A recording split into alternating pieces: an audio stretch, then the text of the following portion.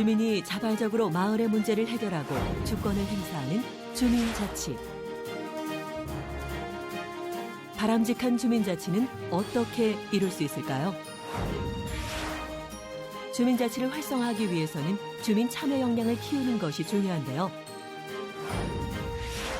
그러한 노력 중 하나로 2013년부터 읍면동 단위의 주민자치회가 시범 설치됐습니다. 주민자치회는 다수의 주민이 생활 밀착형 주민자치를 할 수 있도록 주도적 역할을 담당하고 있는데요. 현재 그 목적에 맞게 잘 운영되고 있을까요? 지난 2004년에 도입돼 2011년부터 모든 지방정부에 의무화된 주민참여 예산제도.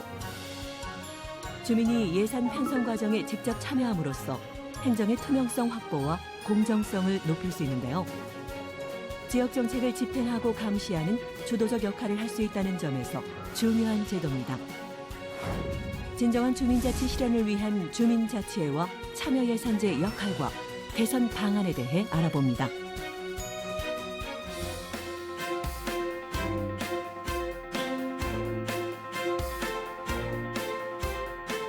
지방자치 30주년 국민이 만드는 나라 진행을 맡은 아나운서 허유루입니다. 안녕하십니까, 안희성입니다. 네, 안희성 아나운서 정말 너무 오랜만에 뵙는 것처럼 이렇게 반갑죠? 그렇죠. 네. 저도 그렇습니다. 아니, 우리가 진행하는 그 지방자치 30주년 국민이 만드는 날에 방송이 또 반가운 거 아닐까요? 아, 그렇죠. 네. 네. 우리가 함께 만드는 나라, 이 자치분권에 대해서 좀 더 가깝게 느낄 수 있도록 도와주시는 분들 오늘도 스튜디오에 모셨습니다. 한 분 한 분 소개를 좀 해드릴게요. 인하대학교 법학전문대학원의 이기우 교수 나오셨습니다. 어서 오십시오. 네, 안녕하세요. 네. 반갑습니다. 서은숙 부산진구청장 나오셨습니다. 안녕하십니까? 네, 반갑습니다. 자, 그리고 김찬동 충남대학교 행정학부 교수 나오셨습니다. 어서 오십시오. 네, 반갑습니다. 김찬동입니다. 네, 오세범 서울 사당 이동 주민자치회장 나오셨습니다. 반갑습니다. 안녕하세요. 반갑습니다. 자, 이렇게 또 네 분과 함께 오늘 이야기를 좀 나눠볼 텐데요. 주민 자체에 대해서 참 할 이야기가 많은 분들을 모셨기 때문에 아주 재밌는 토론이 되지 않을까 생각이 듭니다. 자, 먼저 주민자치회에 대해서 이야기를 좀 들어볼까 하는데요. 먼저 우리 서은숙 구청장께서 얘기를 좀 해주실까요? 네, 부산 진구는 20개의 동이 있습니다. 그 중에 이제 한 개의 동이 지난 10월부터 시작해서 올해 11월까지 1년에 거친 준비 기간을 거쳐서 주민자치회로 전환을 했는데요. 처음에 이제 주민자치위원을 모집하고 교육을 하는 과정에서 오셔서 첫 번째 하시는 말씀이 나도 할 수 있나요? 라는 질문들을 하십니다. 네네. 저는 이 질문이 굉장히 많은 걸 내포하고 있다고 생각해요.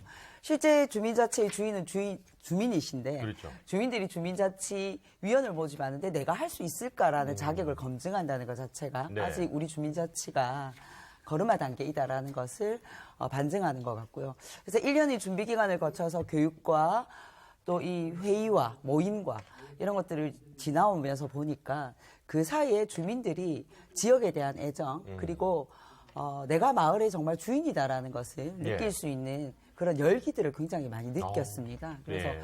이걸 바탕으로 저희 부산 진구는 2022년에는 6개 동이 다시 주민자치회 전환을 준비하고 있고요. 이 과정에서 주민들이 끌어오르는 이 열망들을 조금 더 다 잘 담아낼 수 있도록 할 계획입니다. 네. 네. 오세범 동작구 사당 이동 주민자치회장께도 이야기를 좀 들어볼까요? 어떠십니까? 실제로 활동을 해보시면? 저희 서울 동작구에는 15개 동이 있는데 그중에 이제 저희 사당 이동을 포함해서 5개 동이 3년 전에 주민자치회로 바뀌었고요. 저희가 이제 올해 동작구 그 15개 동, 이제 10개 동도 다 바뀌면서 이 기대가 지금 굉장히 높습니다. 다만 올해 이제 코로나 때문에 직접 모이질 못하고 비대면 활동을 해서 좀 아쉬움은 있습니다만 어쨌든 지금 많은 기대와 열기가 지금 높은 상태입니다. 네. 그런데 이 주민자치회에 대해서 좀 비판적인 의견을 가지신 분들도 분명히 좀 존재를 하더라고요. 오히려 더 주민자치회가 맡고 있는 거 아니냐 이런 의견들도 있는데 이거에 대해서는 우리 오세범 회장께서는 어떻게 생각하십니까? 아이러니하네요. 예. 네. 그것은 약간 좀 오해가 있다고 생각이 드는데 우선 주민자치라고 하면 글자 그대로 표현하면 주민이 스스로 다스리는 모임 이런 뜻입니다. 그래가지고 굉장히 가슴이 뛰죠. 네. 우리 구청장님께서도 말씀하셨듯이 누구나 할 수 있고 그런데 들어와서 보니까 할 수 있는 게 생각보다 굉장히 제한되어 있습니다. 그래서 이제 기껏해야 그 읍면동에 이제 주민자치회관을 리스트화한다든가 또는 뭐 자치 발전을 위한 거 이런 건 당연한 거거든요. 그래서 생각보다 이름에 비해서 너무 할 일이 없구나. 예. 이제 이런 것 때문에 좀 실망해서 아주 심한 경우는 이거는 주민 자체 탈을 쓴 주민가치다 이렇게 이제 표현하시는 분도 계시고 네, 네. 어떻게 뽑지 않은 선출도 되지 않은 사람들이 마을을 대표하느냐 뭐 이 문제가 있고 예. 우선 제가 볼 때는 반대하는 동거가 이게 주민자 어떤 마을의 일이라든가 이런 행정 이런 거는 좀 뽑힌 사람들 그러니까 좀 소위 좀 똑똑한 사람들이 해야 되지 않는가 그렇지 않은 사람들이 하는 거는 굉장히 우리가 그동안 가져왔던 어떤 행정이라든가 이런 데 대해서 변화가 일어나기 때문에 그거에 대한 굉장히 거부감, 두려움이 있는 것 같은 느낌이 들고 아마 그런 부분에 대한 좀 오해가 있지 않나 싶습니다. 네. 그러니까 어쨌든 오늘 이런 얘기를 우리가 서로 나누려고 하는 거니까요. 그렇습니다. 예. 그러니까 일선 현장에서는 이런 어려움이 존재한다. 지금 이제 현실 이야기를 해주신 거 아닙니까? 예. 할 수 있는 어떤 영역의 범위가 좀 제한이 돼 있고 주민들을 대표할 수 있는 대표성의 문제도 있고 네. 교수님 지금 이게 시범적으로 전국적으로 실시되고 있는 건데 현장에서는 왜 이런 어려움이 있는 걸까요? 얼마 전에 한 3주에 걸쳐서 인천에서 이 주민자치에 관심이 많은 분들하고 토론을 했는데요. 네. 상당히 뭐 여러 가지 관점에서 직접 관여하는 분들도 불평이 많고, 그 이제 아까 우리 오 회장님 말씀하신 대로 기대에 못 미친다. 난 뭐 무슨 대단한 일을 할 줄 아는데 들어와서 할 일이 없다. 예. 뭐 이런 불만부터 시작해서 왜 이렇게 지원을 안 하냐부터 이제 뭐 여러 가지 일할 수 없는 여건 뭐 이런 것도 많이 얘기가 됐고요. 왜 이런 문제가 생겼느냐 예, 예. 하는 근본 원인을 좀 보면 이 지방자치의 핵심은 풀뿌리 자체입니다. 그 우리가 이 비유적으로 얘기하면 이 인체나 생명체에서 세포에 해당되는 겁니다. 예, 예. 그런데 우리는 이제 과거에 이제 우리가 이 기초자치, 풀뿌리 자체를 가지고 있었어요. 그런데 이제 88년에 지방자치 실시를 이제 준비하면서 이거를 완전히 없애버렸어요. 네. 세포를 없애버렸어요. 그러니까 이제 우리나라에는 풀뿌리 없는 자체를 한다. 세포 없는 생명체다. 이러니까 영양 공급도 안 되고 이 산소 공급도 안 되고 노폐물도 이게 걸러지지가 않는 거예요. 네, 네, 네. 그러니까 이제 많은 사람들이 풀뿌리 자체를 해야 된다. 이러니까 이제 행안부에는 그건 할 생각이 없어요. 그러니까 이제 주민센터 이거를 관리하는 그거를 이제 주민자치위원회 네네. 이렇게 했는데 이게 한 10년 동안 해봤는데 안 돌아갔어요. 네네. 기대한 효과가 전혀 안 나타나요. 그래서 이제 주민자치회라는 걸 만들어서 2013년부터 지금 이제 8년째 시범 실시를 하고 있는 거죠. 근데 시범 실시를 해보니까 아까 오 회장님하고 우리 서구청장님은 굉장히 잘 돌아간다 이런 말씀을 하셨는데 참여하는 대부분의 또 사람들이나 또 참여하지 않은 사람들의 입장에서 보면 이게 생각이 전혀 다른 거예요. 네. 그래서 왜 이런 현상이 생겼을까? 이게 원래 이제 풀뿌리 자치는 이게 주민들의 참여하에 지방에서 필요한 행정도 직접 수행을 하고 행정 결정이죠. 그 다음에 이제 조례도 이 주민들의 직접 하거나 그 대표를 통해서 이렇게 하는데 이게 주민자치회라고 만들어서 시범 실시하고 이거는 명칭만 자치란 말이 들어갔지 실제로 그런 마을 계획을 구속적으로 한다든가 아니면 조례를 만든다든가 이런 권한이 전혀 없어요. 네. 그러니까 이제 그거를 위해서 참여했던 많은 분들은 실망을 하는 거고 또 그렇다고 해서 순수한 민간 활동을 하려고 하는 분들 예. 풀뿌리 운동하는 이런 분들이 많이 있어요. 이런 분들 들어가 보니까 이거 관에서 이 주도해서 하고 민간이 주도적인 역할을 할 수 있는 그런 공간이 적다. 이래서 또 이제 그런 분들은 그런 분대로 불만이 있는 거죠. 네, 그러니까 중간에 약간 어중간한 그런 그렇죠. 입장이네요. 이게 명칭하고 기대하고 네. 그다음에 실제로 하는 역할하고 예. 현실하고 완전히 다른 거예요. 네. 거기서 이제 문제가 생깁니다. 그래요. 사실 지금 현재까지는 우리 지방자치의 최소 단위가 시, 군, 구다 보니까 더 이런 일들이 좀 발생을 하는 것 같은데요.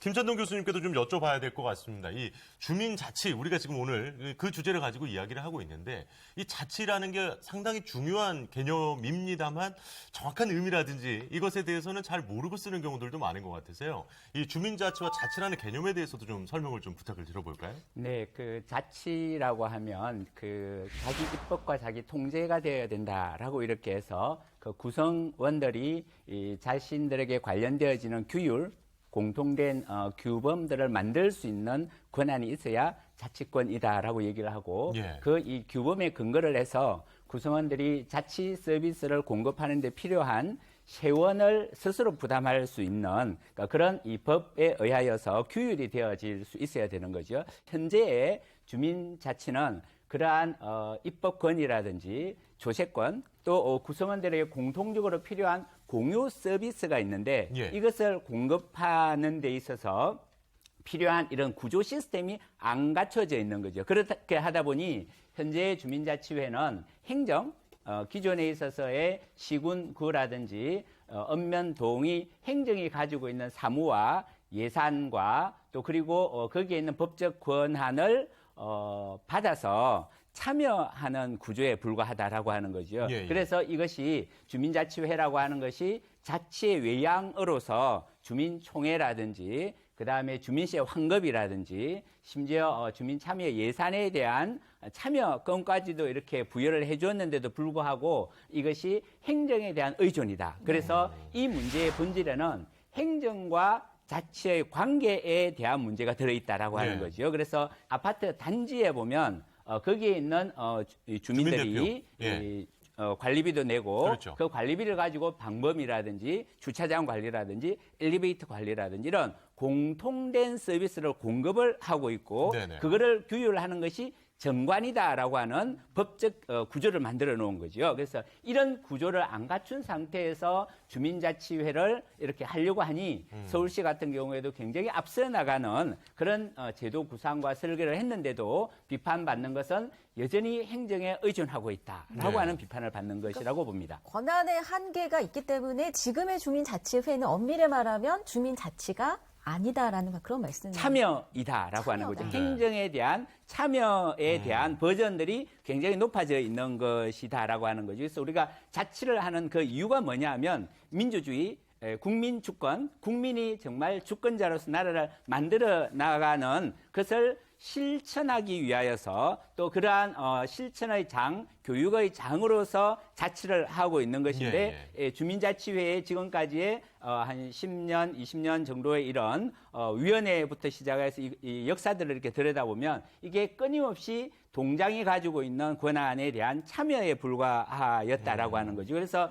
주민자치회의 논의를 할 때 이게 관치의 문제를 해결하기 위해서 주민들의 대표성을 확보해야 된다라고 해서 총회라고 하는 제도적인 장치도 들어와 있는 것은 바로 이러한 이유들 때문이다라고 하는 것입니다. 예. 아무래도 역시 그 행정 결정이라든지 뭐 조례 제정이라든지 이런 직접적으로 할 수 있는 것들이 현실적으로 아직까지 이루어지지 않았기 때문에 이 한계에 대한 이야기를 좀 많이 해주셨는데 어떻게 그 직접 우리 오세범 회장님 같은 경우에서 참여를 하시고 있는 입장에서는 어떠세요? 좀 이런 이야기들에 대해서 좀 한계도 분명히 좀 느끼십니다만은 그럼에도 또 긍정적인 부분들도 있을 거 아니겠습니까?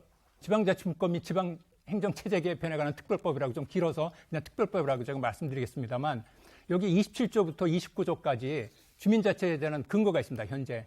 그중에 27조에 보면 그 구성에 목적이 있습니다. 목적이 뭐냐면 풀뿌리 자치 활성화와 민족 참여의식 고양을 위해서 읍면동에 주민으로 구성되는 주민자치를 둘 수 있다. 무슨 얘기냐면 단순히 주민자치위원회처럼 주민자치회관 복지를 위해서 자문하는 게 아니라 풀뿌리 민주주의를 위해서 주민자치를 줄 수 있다. 목적이 굉장히 다른 것이죠. 다만 아까도 말씀드렸지만 실제로 하는 일이 아직은 별로 없습니다. 기능도 그렇고 그 구성에서는 그 행정안전부 장관이 시범 실시하게 돼 있습니다. 예. 그래서 생각보다 굉장히 더디고 굉장히 그 풀뿌리 민주주의라는 그 목적에 비해서는 기능이 굉장히 작은데 저는 이제 이렇게 생각합니다. 주민자치회도 우리나라에서 지금 처음 시작하는 거 아닙니까? 그런 면에서 현재 주민자치는 굉장히 그 법적 제도도 지금 불안정하고 권한도 작고 하지만 지금 움직여 나가기 시작하는 거거든요. 즉 아이들이 막 태어나서 막 움직이기 시작하는 거거든요. 아까 구청장도 말씀하셨고 저도 뭐 3년 동안 경험해서 느끼는 건데 정말 주민자치회 하다 보니까 마을에 이렇게 숨은 많은 일꾼들이 열정적이고 함께 협동하면서 어떤 마을의 문제를 풀어나가는 것에 대해서 굉장히 놀래고 있거든요. 네, 네. 그러니까 무슨 얘기냐면 어른들이 볼 때는 양복 입기는 아직 작지만 지금 이제 기저귀를 띠고 활동복을 입고 막 활동하는 모습을 좀 봐주셨으면 좋겠다. 그리고 물론 이제 여기서 머물러 너희들은 항상 어린애만 있어라 이런 건 아니죠. 다 사람이 성장하면서 크듯이 주민자치에도 충분한 그 주민들의 자치 활동을 통해서 저는 우리나라에서 훌륭한 주민자치가 이루어질 거라고 생각합니다. 네. 그럼 구청장님 어떻습니까? 부산 진구에서도 이런 자치 활동이 좀 많이 활성화되고 있나요? 네, 부산 진구뿐만 아니라 전국적으로 비슷한 상황일 거라고 생각합니다. 이제 이계우 교수님 말씀하신 것처럼 이게 역사적 상황을 살펴보면 풀뿌리나 주민자치는 사실은 아래로부터 이렇게 올라와야 되는 것인데 이게 민주주의라는 개념이 도입되면서 원래는 이 단체 자치가 아주 강화되어 있는 상황에서 민주적 운영을 하기 위해서 주민자치의 필요성들이 부각되기 시작한 것이죠.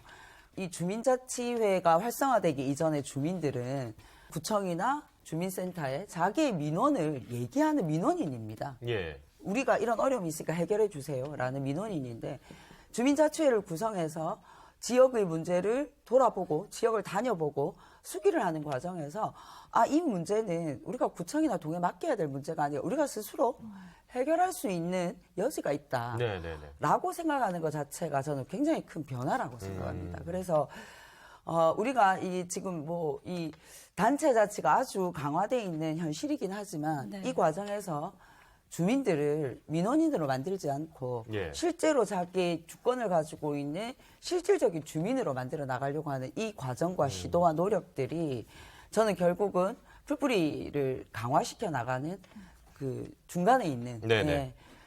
과도기이지 않을까 하는 생각이 듭니다. 그래서 지금 우리 주민자치회가 통합형으로 약간 이렇게 이 주민센터와 함께 협력형으로 운영되고 있지만 앞으로의 과정에서는 주민이 주도해 나가는 과정으로 모색해 나갈 거라 생각하고요. 주민들의 자치력을 조금 더 높이면서 네네. 권한을 더 확대해 나가는 방향으로 운영할 수 있는 장점도 있는 것 같습니다. 주민들의 역량이 그만큼 커지겠네요. 그렇죠. 네. 제일 참 재밌는 것은 제일 처음에 이제 교육을 받으러 오셨을 때, 이 주민들의 발표 태도와 1년이 지나고 난 이후에 주민총회에서 지역의 의제를 발표할 때 주민들의 태도가 확연하게 달라진다는 것입니다. 연습을 통해서 이거 느는 그렇죠. 거죠. 예. 연습과 그 과정에서의 훈련을 통해서 교육이라는 게 참 무섭다라는 생각을 많이 하게 됩니다. 그만큼 그래서 성장해 나간다는 거 아니겠습니까? 네, 맞습니다. 그래서 두 분 교수님이 주신 걱정과 우려도 있지만 또 현장에서는 그 걱정과 우려를 넘어서는 현장의 어떤 이 활발한 움직임들을 저희는 또 중요하게 생각하고 예. 주목해야 되지 않을까 생각합니다. 주민이 예. 정책 결정의 중심이 되는 이 풀뿌리 주민자치가 실현되는 과정 중에 지금 우리가 있는 거잖아요. 그렇죠. 네. 그래서 현재 주민자치회를 규정하는 법적 근거를 한번 살펴봤습니다. 네. 아까 자치회장님께서도 잠깐 언급을 해주셨는데 지방자치분권 및 지방행정체제 개편에 관한 특별법에 따르면 27조에 풀뿌리 자치의 활성화와 민주적 참여의식 고양을 위하여 읍면동에 해당 행정구역의 주민으로 구성되는 주민자치회를 둘 수 있다. 이렇게 규정하고 있고요. 네. 또 29조 4항에는 행정안전부 장관은 주민자치회의 설치 및 운영에 참고하기 위하여 주민자치회를 시범적으로 설치 운영할 수 있으며 이를 위한 행정적, 재정적 지원을 할 수 있다. 이렇게 규정하고 있습니다. 그러니까 현재 주민자치회의 법적 근거가 이렇습니다. 네, 근데 네. 참 이 할 수 있다 이 표현이 좀 묘합니다. 안 할 수도 있다는 그러니까요. 건가요? 할 수 있다라는 게 해라와는 완전히 다른 얘기인데. 해야 된다는 아닌 거죠. 그렇죠. 예. 네. 김사동 교수께 좀 여쭤보고 싶은데요. 이 규정 어떻게 생각하십니까?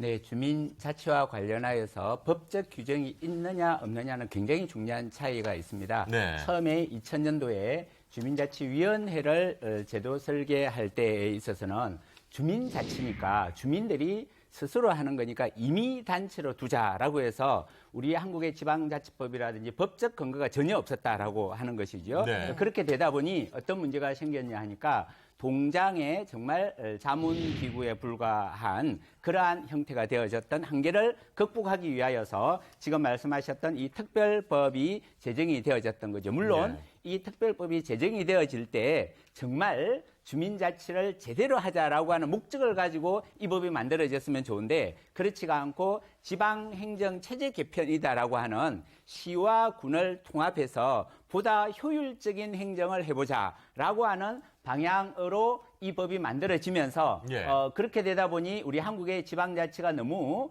효율만 중시하고 민주성은 어디로 가냐라고 하면서 보완적인 것으로서 이런 주민자치회를 만들자라고 하는 규정이 법률에 규정이 되었다라고 하는 네네. 거죠. 그런 의미에서는 법적 근거를 가지고 주민자치를 할 수 있는 토대가 시작이 되었다라고 하는 의미에서는 2013년부터 굉장히 의미가 있는데 그때 이 세 가지의 모형을 제시를 했던 거죠. 예. 첫째가 현재 하고 있는 협력형이다라고 하는 행정과 자치가 협력한다라고 하는 구도로 되어 있는 것이고 두 번째 통합형은 뭐냐면 주민자치들을 의회를 만드는 것과 같이 선거를 통하여서 주민자치회가 의회처럼 이렇게 구성이 되는 예, 거죠. 예. 그렇게 되어지게 되면 동행정에 대한 의회의 역할을 할 수 있는 구조가 되는 것이 통합형이었던 거죠. 그리고 또 하나가 주민조직형이라고 해서 처음에 2000년도에 읍면동 사무소를 IMF 때 폐지하자라고 그리고 시군구 중심으로 행정을 하자라고 했던 것이니까 네. 이거를 주민들에게 완전히 돌려줘서 주민들이 스스로 자치를 할 수 있는 걸린 정부를 만들 수 있는 정도의 그러한 자치를 하자라고 하는 것이 주민조직형이었던 거죠. 이 세 가지를 제시했지만 두 가지 통합형과 주민조직형은 현재 우리의 법제나 상황에 맞지 않다라고 하여서 중단시켜버렸고 현재 하고 있는 협력형만 운영을 하게 되어졌던 거고 그리고 그것도 시범 실시를 이렇게 하자라고 이렇게 되어 있었기 때문에 주민자치를 제대로 할 수 있는 여러 다양한 이런 모형들을 다 실시하지 못했던 그러한 이 결정에 문제가 있었다. 주민자치 정책에 있어서의 문제가 있었다라고 이렇게 이야기할 수가 있을 것 같습니다. 그러니까 협력형으로 제안을 오히려 걸어버린 모양새가 됐다고 지금 얘기를 해주신 것 같은데, 근데 이건 잠깐 구청장님께 한번 여쭤보고 가야 될 것 같아요. 네네. 직접 이 현장에서 보실 때 이 협력형 모델이라서 한계가 있다. 이 부분에 대해서는 어떻게 생각하십니까? 네, 저는 이것도 지금 현재는 실험 과정에 있다고 생각을 합니다. 예. 사실은 이게 아까 말씀드린 것처럼 밑에서부터 자발적으로 올라오는 것이 아니라 약간의 이제 위에서부터 보완하기 위한 형태로 가다 보니까 현재 주민자치회를 구성하는데 예를 들면 주민센터의 도움이 없으면 이게 쉽지 않은 일이기도 그렇죠. 합니다. 예. 그러니까 구성으로 보자면 이 주민센터의 행정의 도움이 아직까지는 저는 더 필요하다? 크다고 생각합니다. 아, 네, 예. 조금 더 크다고 생각하고요. 물론 이것이 주민주도로 가는 과정에서 주민들의 자발적인 참여도 필요하지만 공직자들의 협력과 자세의 변화도 저는 같이 가야 된다고 생각합니다. 지금까지 행정 중심이었다면 이제는 앞으로 행정은 주민 중심의 행정으로 가야 된다라는 것을 현장에 느낄 수 있는 지금 이 과정이 있지 않나 하는 네. 생각이 네. 듭니다. 네. 이 교수님은 좀 어떻게 생각하시는지요? 이 주민자치회라는 게 왜 이게 구상이 되었느냐 하는 이제 그거를 우리가 살펴볼 필요가 있는데 행안부에서 이 시군 통합을 막 밀어붙이려고 하다 네. 보니까 네네. 저는 이제 그렇게 되면 풀뿌리 자체가 완전히 멀어지는 거 아니냐. 이러니까 이제 급조해가지고 그럼 주민자치회라는 걸 만든다. 네. 그래서 이제 제가 그때 그랬어요. 그게 어떻게 자치 역할을 할 수 있냐. 그건 민간 활동인데. 그래서 우리가 민간 활동에 의한 지역 발전, 지역 공동체 의식 이런 거를 아까 오 회장님은 이게 우리는 지금 주민자치회가 처음 시도한다 했는데 정말 세계적으로 우리가 아주 이 지역 발전, 지역 공동체 운동 이게 굉장히 성공한 모델이 있습니다. 유엔에서도 그대로 인정하고 있는 모델이 네. 새마을 운동입니다.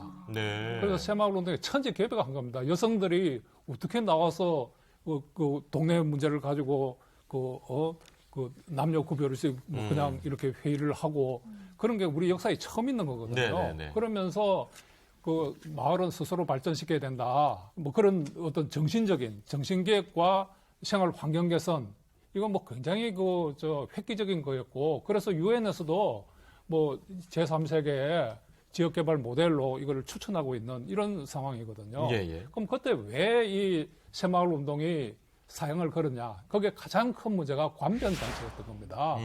그래서 이제 그걸 다시 이제 민간 활동으로 전환을 했잖아요. 예, 예.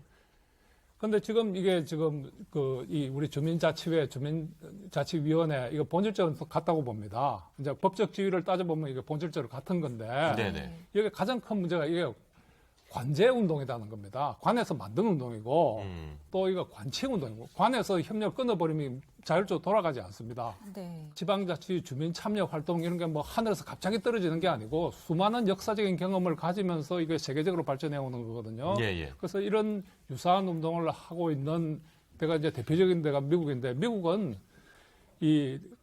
근린 단체라 그러죠. 근린 단체 활동, 뭐 근린 협회라고도 할 수 있고 이거는 민간인들이 이 비영리 단체를 만들어서 거기서 회원들로 회비를 걷어가지고 자기들이 임원들을 뽑아가지고 이렇게 자발적으로 동네 마을 발전을 위해서 노력하고 있는 거거든요. 네네네. 일본도 주민들의 한 20% 정도가 자발적으로 가입을 하고 1년에 뭐 1,000엔 미만의 회비도 내가지고 그 돈을 기반으로 해가지고 운영을 하는 거거든요. 그래서 이제 이게 마을에 대한 주민들의 자발적인 참여, 그야말로 민간 활동으로 지금 하고 있는 거죠. 그런데 우리는 지금 계속 아까 무슨 협력형, 통합형 이런 모델도 이것도 행자부가 이 용역을 통해서 조작해내는 개념입니다. 그런데 이걸 통해서 자꾸 이제 관하고 자꾸 연결을 지으려고 그래요. 네네. 순수한 민간 활동으로 가야 되는데. 그래서 미국의 이 주민자치에 관한 조례들 보면 이걸 주민자치를 이렇게 정의합니다. 자율적이고 독립적인 비영리 민간 활동이다. 민간 활동. 이렇게 규정을 하고 있어요. 자, 교수님, 그럼 이걸 하나 여쭤보고 가야 될 것 같은데요.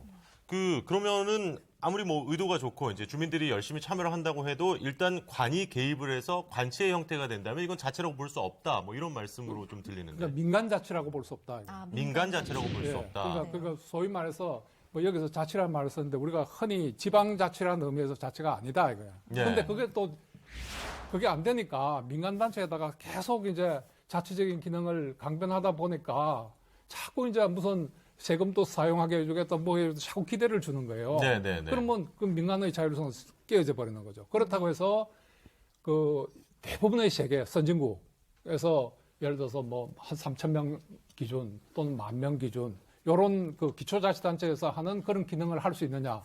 그건 또 할 생각이 전혀 없어요. 그렇기 때문에 공적 자치도 안 되고 순수 민간 활동도 안 되고 양자가 다 이렇게 파괴돼 버리는 거예요. 그래서 제가 얘기하고 싶은 거는 민간 활동을 순수 민간 활동으로 가고 우리가 위대한 전통을 가지고 있다. 우리가 새마을 운동이라는 실제로 우리 생활을 바꾸고 우리의 공동체 의식을 일깨웠던 그런 경험을 우리가 가지고 있잖아요. 그런데 그때 그게 문제로 지적됐던 게 관의 지나친 개입.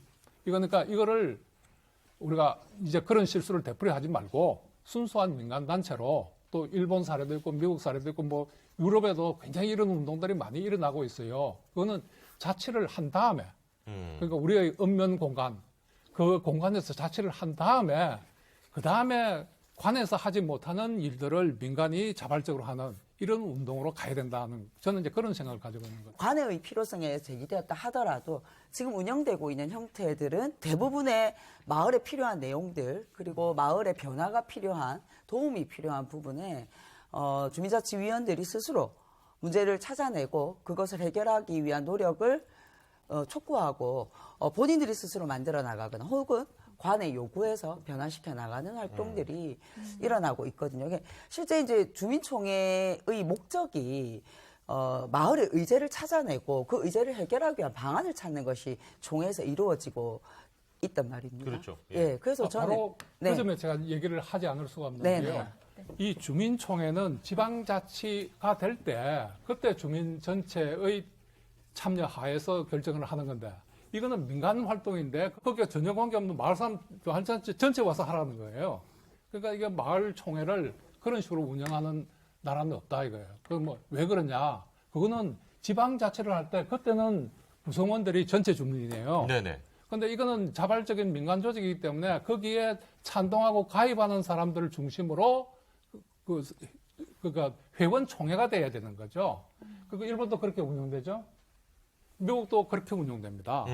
근데 이제 우리는 내가 지나가다 보니까 막 방송으로 주민총회 날이니까 뭐 참여하세요 뭐 이렇게 막 하는데 이거는 이 그렇다고 실제로 하려는 일하고 이제 너무 차이가 나는 거죠. 그러니까 이렇게 가면 이게 오래 지속이 못 된다는 거예요. 민간단체는 순수한 민간단체로 가고, 그 다음에 이제 정말 우리 마을에 그 불이 나면 어떻게 할 거냐, 그 다음 쓰레기는 어떻게 치울 거냐, 뭐 이런 문제들은 공식적으로 결정해요. 이게 그야말로 지방자치로서 이루어져야 된다는 거죠. 양자를 결합시킬 수가 없는 거예요. 이거는 하나의 그 사회적 자본은 되지만 네네. 그게 공적인 자치는 아니라는 거예요. 그 양자를 구별해서 양자를 다 활성화시켜야 되는 겁니다.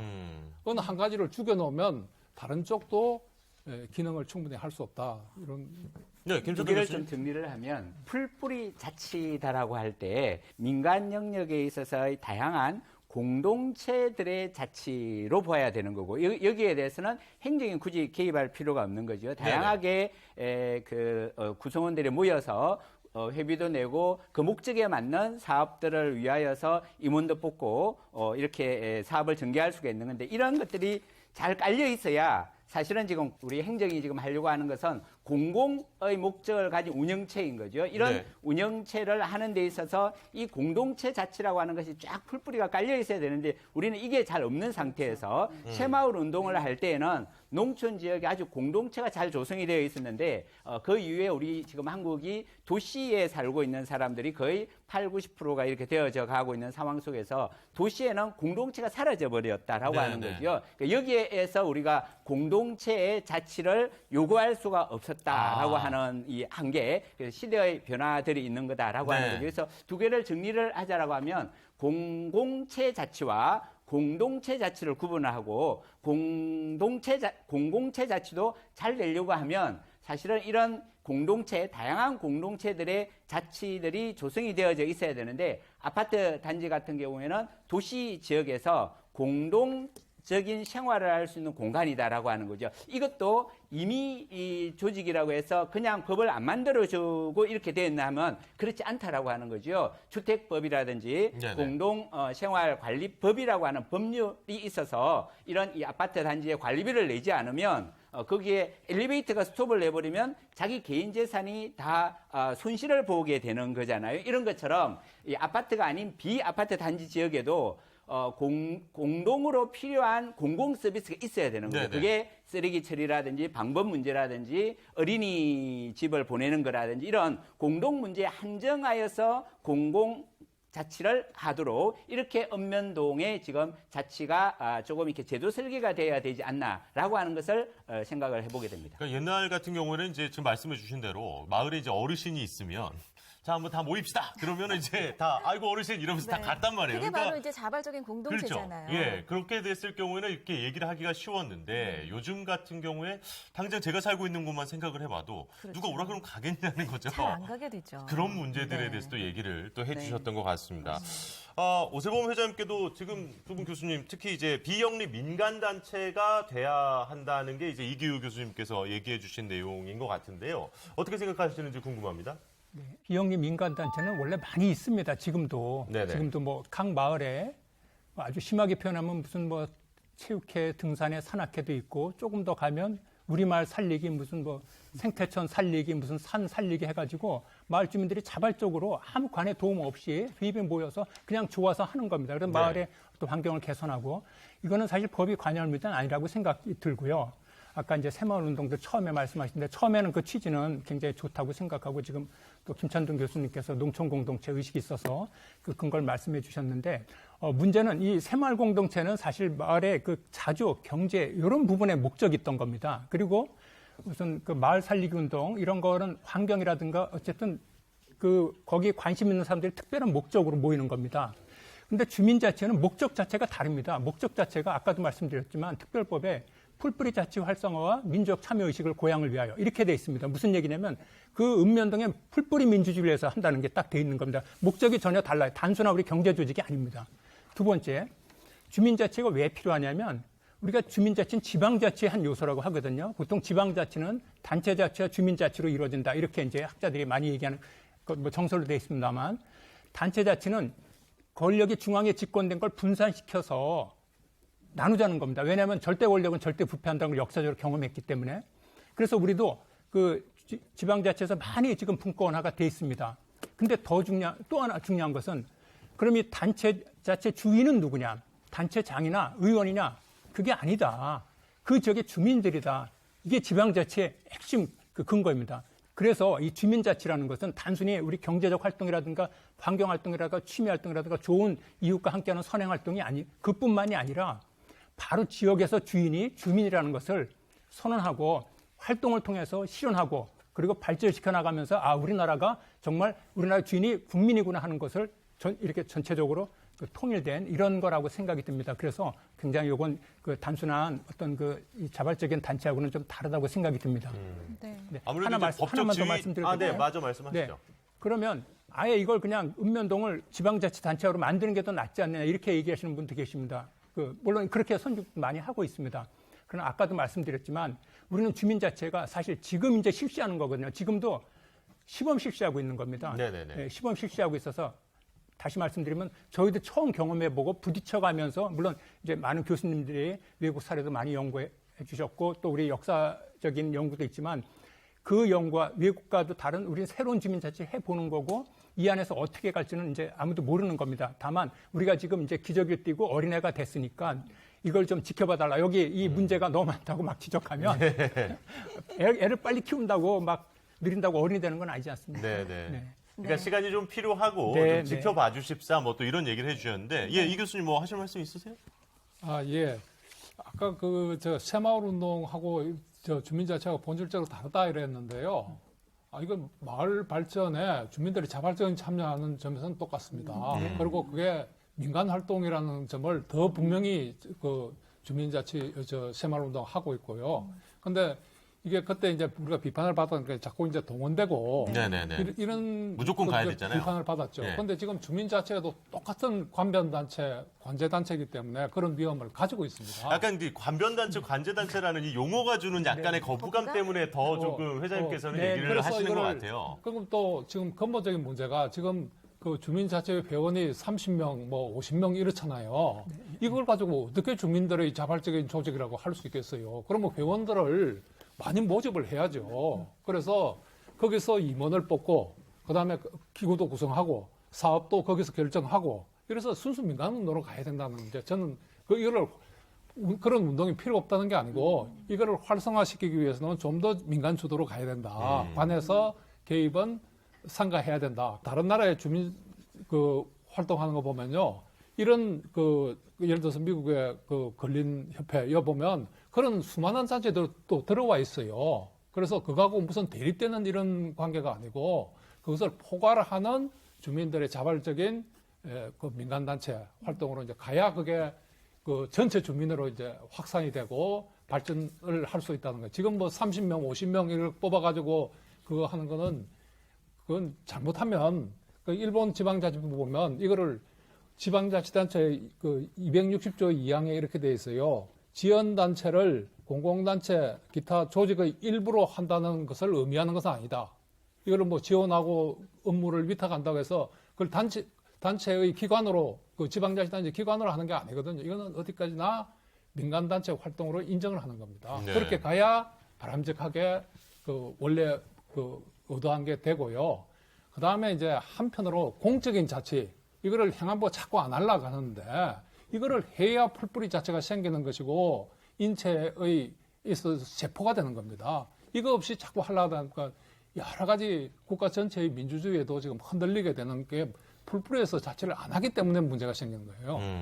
그럼 김찬동 교수님은 어떻게 생각하세요? 이제 지금의 주민자치회, 주민자치 조직은 앞으로 어떤 방향으로 개선되고 발전해야 된다고 생각하십니까? 네, 서울시라든지 세종시라든지 이렇게 앞서 나가는 이 시군구들의 사례들을 보면 자치에 대한 굉장히 이 제도적인 복합들이 되어져서 굉장히 자치를 할 수 있는 그런 진전이 되어 있는 측면은 있다라고 하는 거죠. 근데 이거를 발전을 시켜 나갈 필요는 있는데 이것도 그 본질을 가만히 들여다보면 결국은 행정이 가지고 있는 예산들을 주민들이 참여해서 총회를 통하여서 의사결정을 할 수 있는 이런 아주 좋은 구조는 만들어져 있지만 자치의 본질에 접근한 건 아니다라고 하는 거죠. 그런 측면에서 그러면 이번에 우리가 이 자치분권 2.0이다라고 하면서 지방자치법 전부 개정을 하면서 어떤 개념을 강조를 하고 있냐면 주민주권을 강조하고 있는 거잖아요. 예. 주민주권이라고 하는 것은 주권자로서 어떻게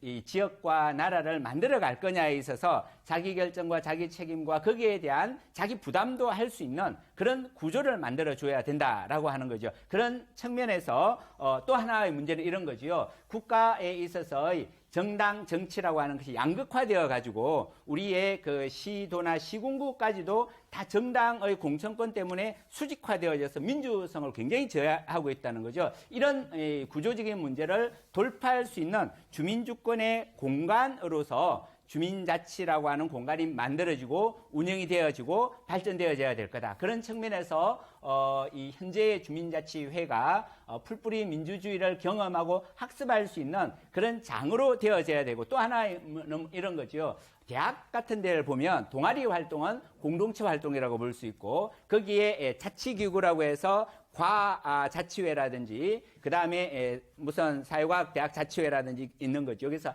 자치기구와 또 대의기구, 대학 전체에 또 이런 대의기구들로 만들어져 있는 거죠. 이런 대학 생활에 있어서의 경험들이 이 지역 사회에 있어서의 지역 문제들을 풀어나가는 이런 결국 주민자치도 그런 인재들을 길러내야 되는 다음 세대들을 그러니까 그런 구조들이 되어질 때 한국의 주민자치가 발전할 수 있는 가능성들 있지 않을까 싶고요. 해외 여러 지방자치단체의 규모들을 이렇게 비교를 해보면 우리의 면 같은 경우에는 예. 대부분 농촌 지역은 이게 자치 계층화되어 있다라고 하는 거죠. 그래서 의회를 구성을 하도록 되어 있고 우리 한국도 50년대에 이미 읍면 의회를 구성했던 적이 있다라고 하는 거죠. 그래서 이런 전통들을 좀 한번 지금은 우리가 한국 국민의 수준들이 충분히 살릴 수 있는 가능성이 있다. 도시는 조금 다르다라고 하는 네. 거죠. 그래서 도시 지역과 농촌 지역을 조금 달리한 그런 주민자치회에 대한 합의가 필요하겠다 싶습니다.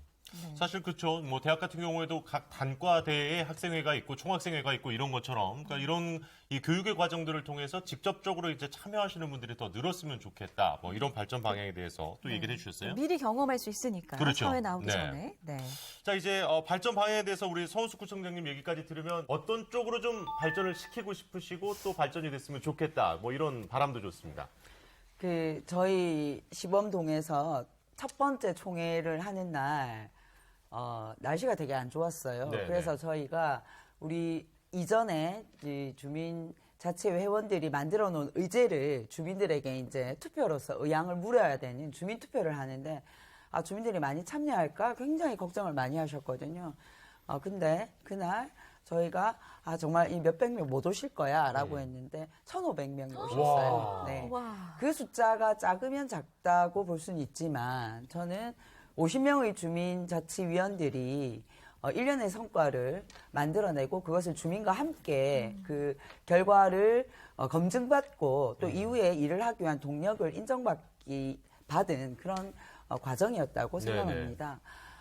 그래서 이 과정 안에 들어있는 이 정성적인 면들을 좀 바라봐 줬으면 좋겠다. 또 바라봐야 된다. 그리고 그것을 조금 더 추동하기 위한 노력들을 더 많이 해야 된다라고 생각합니다. 그리고 아까 이규 교수 말씀하신 것처럼 행정이 정말 좀 자치로 나가야 된다. 이게 되지 않으면 안 된다라고 하시는데 전 전적으로 동의하면서 네. 동시에 또 행정의 자치를 추동할 수 있는 힘은 주민이 자치를 더 강하게 진행했을 때 행정의 자치도 함께 이루어질 수 있는 것이다라고 생각합니다. 네. 사실 이제 우리가 자꾸만 제도를 중심으로 보는데 마을을 중심으로 보면 마을 안에는 마을과 주민이 있습니다. 그렇죠. 이 마을의 주인은 주민들이에요. 이 마을을 가장 잘 아는 사람들은 주민들입니다. 네. 앞으로 이제 그 틀을 어떻게 만들어 나갈 건지 또 이걸 제도적으로 어떻게 보완할 건지는 아까 우리 회장님도 말씀하시고 교수님도 말씀하셨지만 그 모든 제도적인 장치들도 필요하지만 문제는 현장에서 변하고 있는 이 주민들의 높아지고 있는 자치력이나 또 더 자치력을 더 높이기 위한 것들을 어떻게 할 것인지 네네. 이 고민이 앞으로 더 많이 되어야 되지 않나, 더 많은 아이디어가 나와야 되지 않나 생각하고요.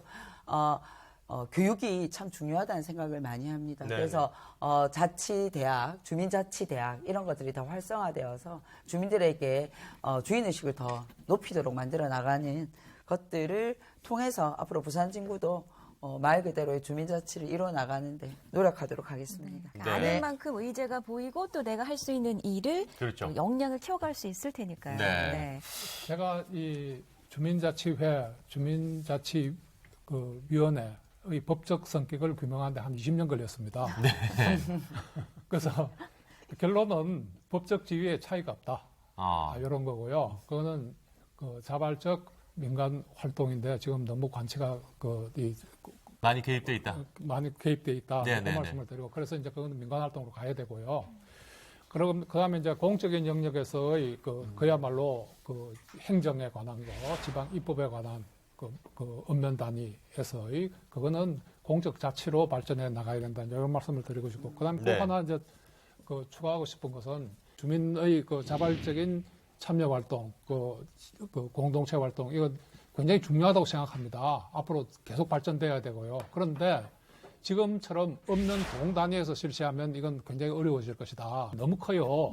그래서 여기서는 왜 안 되느냐? 주민들이 자기가 참여해서 제안하고 실제로 활동한 게 내 피부로 와 닿지를 않는 거예요. 내 생활하고 관계가 직접 맺어진 매일 생활하는 일상생활하고 관계가 안 되는 거예요. 그래서 이게 발전하려면 매일 나와 나의 가족들이 일상적으로 걸어다니고 바라보고 그다음에 체험하게 되는 그런 지역적인 단위를 중심으로 가야 이게 지속적인 운동으로 발전해 갈 수 있다. 이렇게 그러니까 더 말씀드리고 싶습니다. 작은 세포가 살아나야 된다. 그렇죠, 그렇죠. 네. 골목으로 들어가야 된다는 말씀. 네.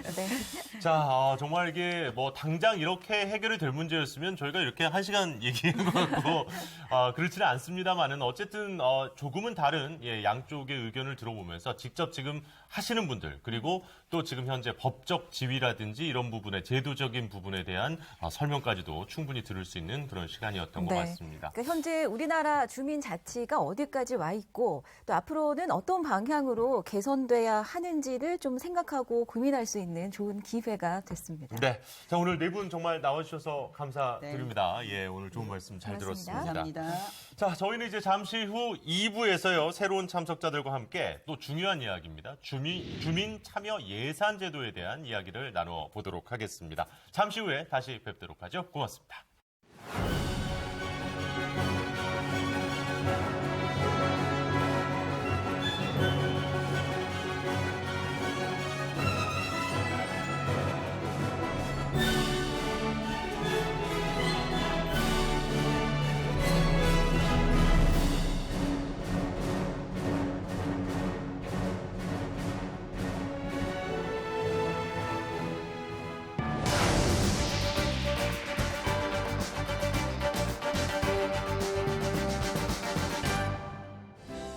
지방자치 30주년 국민이 만드는 나라 2부가 시작이 됐습니다. 우리가 결정하는 지역 살림 주민 참여 예산 제도로 다시 인사를 드리겠습니다. 한 번 더 인사드릴까요? 예, 안녕하세요. 아나운서 허유루입니다. 네, 안녕하십니까. 안희성 아나운서입니다. 네. 자, 스튜디오에 새로운 손님들이 찾아주셨어요. 네, 소개해드리겠습니다. 네. 성신여자대학교 경제학과 우명동 명예교수 나오셨습니다. 어서 오십시오. 안녕하세요. 우명동입니다. 네, 그리고 반갑습니다. 나라살림연구소 정창수 소장 나와주셨습니다. 어서 오십시오. 네, 안녕하세요. 반갑습니다. 제주대학교 행정학과 민기 교수십니다. 어서 오십시오. 네, 반갑습니다. 민기 교수입니다. 자, 그리고 카를로스 고리토 브라질 대사관 교육 담당관 나오셨습니다. 어서 오십시오. 네, 안녕하세요. 카를로스 고리토입니다. 네. 반갑습니다. 아니, 카를로스 씨는 전에 이제 방송에서 한번 뵀었고, 그리고 네, 또 네. 오랜만에 또 뵙는데, 날이 많이 추워졌잖아요. 많이 추웠어요. 브라질보다는 한국이 좀 훨씬 춥습니까? 추워요. 아, 그래요? 좀 적응이 되셨어요? 어떠세요? 이제는 좀 살만해요. 네, 한동안은 힘들었어요. 네, 괜찮습니다. 네, 오늘도 주제와 관련해서 브라질의 좋은 사례를 소개해 주신다고 하니 네. 기대하겠습니다. 그렇습니다. 네. 자, 이제 2부 주민 참여 예산 제도 이야기를 본격적으로 시작을 좀 해봐야 될 것 같은데요. 먼저 이게 일단 뭔지부터 우리가 알아야 되지 않겠습니까? 민기 교수님 소개를 좀 해주시죠. 예, 그러시죠. 주민참여 예산이라는 것은 주민이 지방정부 예산 편성 등에 참여하는 것이라고 이렇게 나와 있습니다. 이게 지방재정법의 규정인데 그러면 예산 편성 등이라는 게 무엇이냐 이게 굉장히 중요하죠. 네. 예산을 보면은 예산을 편성하고 심의를 하고 집행을 하고 결산하는데 그중에서 지방자치단체장이 가지고 있는 권한 중에 편성을 하거나 집행하는 과정 또는 결산을 준비하는 과정에 주민이 참여한다라는 것입니다. 우리 동네에 100억짜리 도시공원을 하나 만든다라고 생각해 보시자고요. 그러면 네. 예산서상에는 100억이라는 돈이 잡혀 있지만 사실 이것은 도시환경 조성에 대한 사업이고 정책입니다. 예산서상에 100억 원이라는 게 어떻게 이제 변하냐면 우리 동네에 갑자기 도시공원이 하나 생기는 거예요. 네네. 그러면 100억 원이라는 돈이 공원으로 변하는 것이죠. 그렇죠. 예산이라는 것이 단순히 금전적으로 이게 이 규정이 돼 있는 게 아니고 실제 우리 삶에 영향을 주는 굉장히 중요한 수단이 된다라는 겁니다. 그런데 이제 주민이 또 예산 집행 과정에 참여를 한다는 얘기는 무슨 얘기냐면 이런 사업을 적기에 정말 2월에 필요하면 2월, 3월부터 시작을 하는지 네. 이런 데서도 참여를 하고 이 예산이 적정하게 또 집행이 됐는지 이런 과정에 주민이 참여하게 된다면 지금보다는 훨씬 예산이 주민의 선호에 맞고 주민의 요구를 충족시킬 수 있는 그런 예산으로 이제 사용을 하게 되는 것이죠.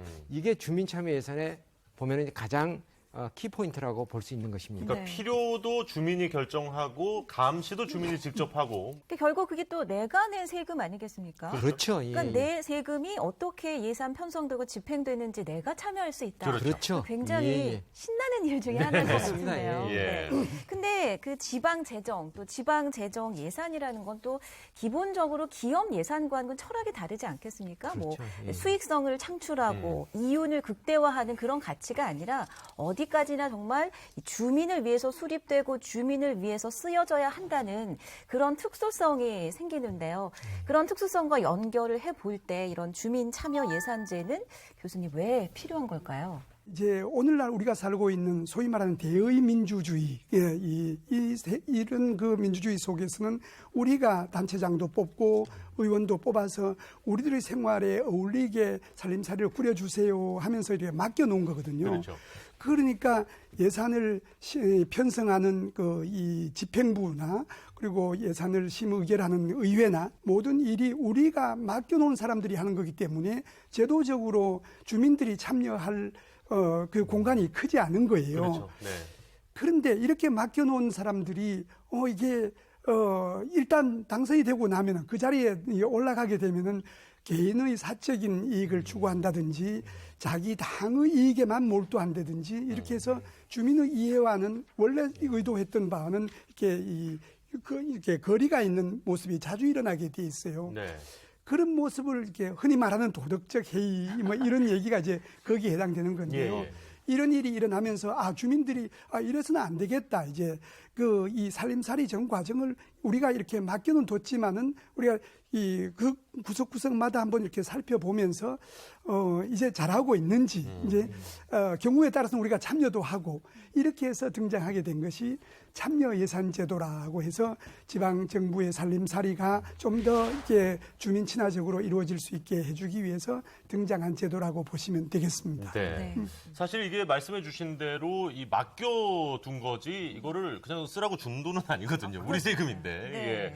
그렇다 보니까 주민들이 참여하는 이 주민참여 예산제도가 더 중요하다 이렇게 말씀을 또 해주셨는데요. 그렇다면 우리나라에서는 언제부터 이 주민참여 예산제도를 시작하게 됐는지 우리 정상수 소장께서 좀 소개를 해주실까요? 네, 아까 우 교수님 말씀하신 것처럼 나라 살림, 그러니까 지역 살림을 결정하는 그런 과정에서 여러 가지 문제가 있었습니다. 그래서 네. 95년에 지방자치가 이루어지고 난 다음에 좀 더 주민들이 직접적인 어떤 민주주의를 해보고 싶다, 직접 민주주의를 해보고 싶다라는 요구가 있었는데 때마침 브라질 쪽에서도 네. 90년대 이런 주민참여예산 제도가 시행되는 걸 보고 오. 시민단체들이 막 이제 요구를 한 거죠. 그래서 최초로 광주 북구에서 먼저 이 시범적인 주민참여 예산 제도가 시작이 됐고요. 예. 그리고 난 다음에 이제 이걸 중앙정부에서 보고 이제 행안부나 이쪽에서 그렇다면 한번 이걸 전국적으로 한번 확산시켜 보자. 네. 2003년도부터 그 예산 편성 운영 기준이라는 게 있습니다. 그러니까 예산을 짤 때 그 지역에서 예산을 짤 때 이런 어떤 기준을 통해서 하라고 하는 그런 권장 지침이 있는데 예. 그때 이제 주민참여 예산을 권장하는 그런 걸 이제 처음 도입을 했고요. 예. 이제 우리나라에 참 다행인 게 뭐냐면 정권이 바뀌어도 한번 이 분의 합의가 이루어지면 계속 되는 거예요. 이렇게 네. 참여정부 때 시작됐는데 이게 이제 2011년에 이명박 정부 때 이게 법제화된 겁니다. 그래서 법제화돼서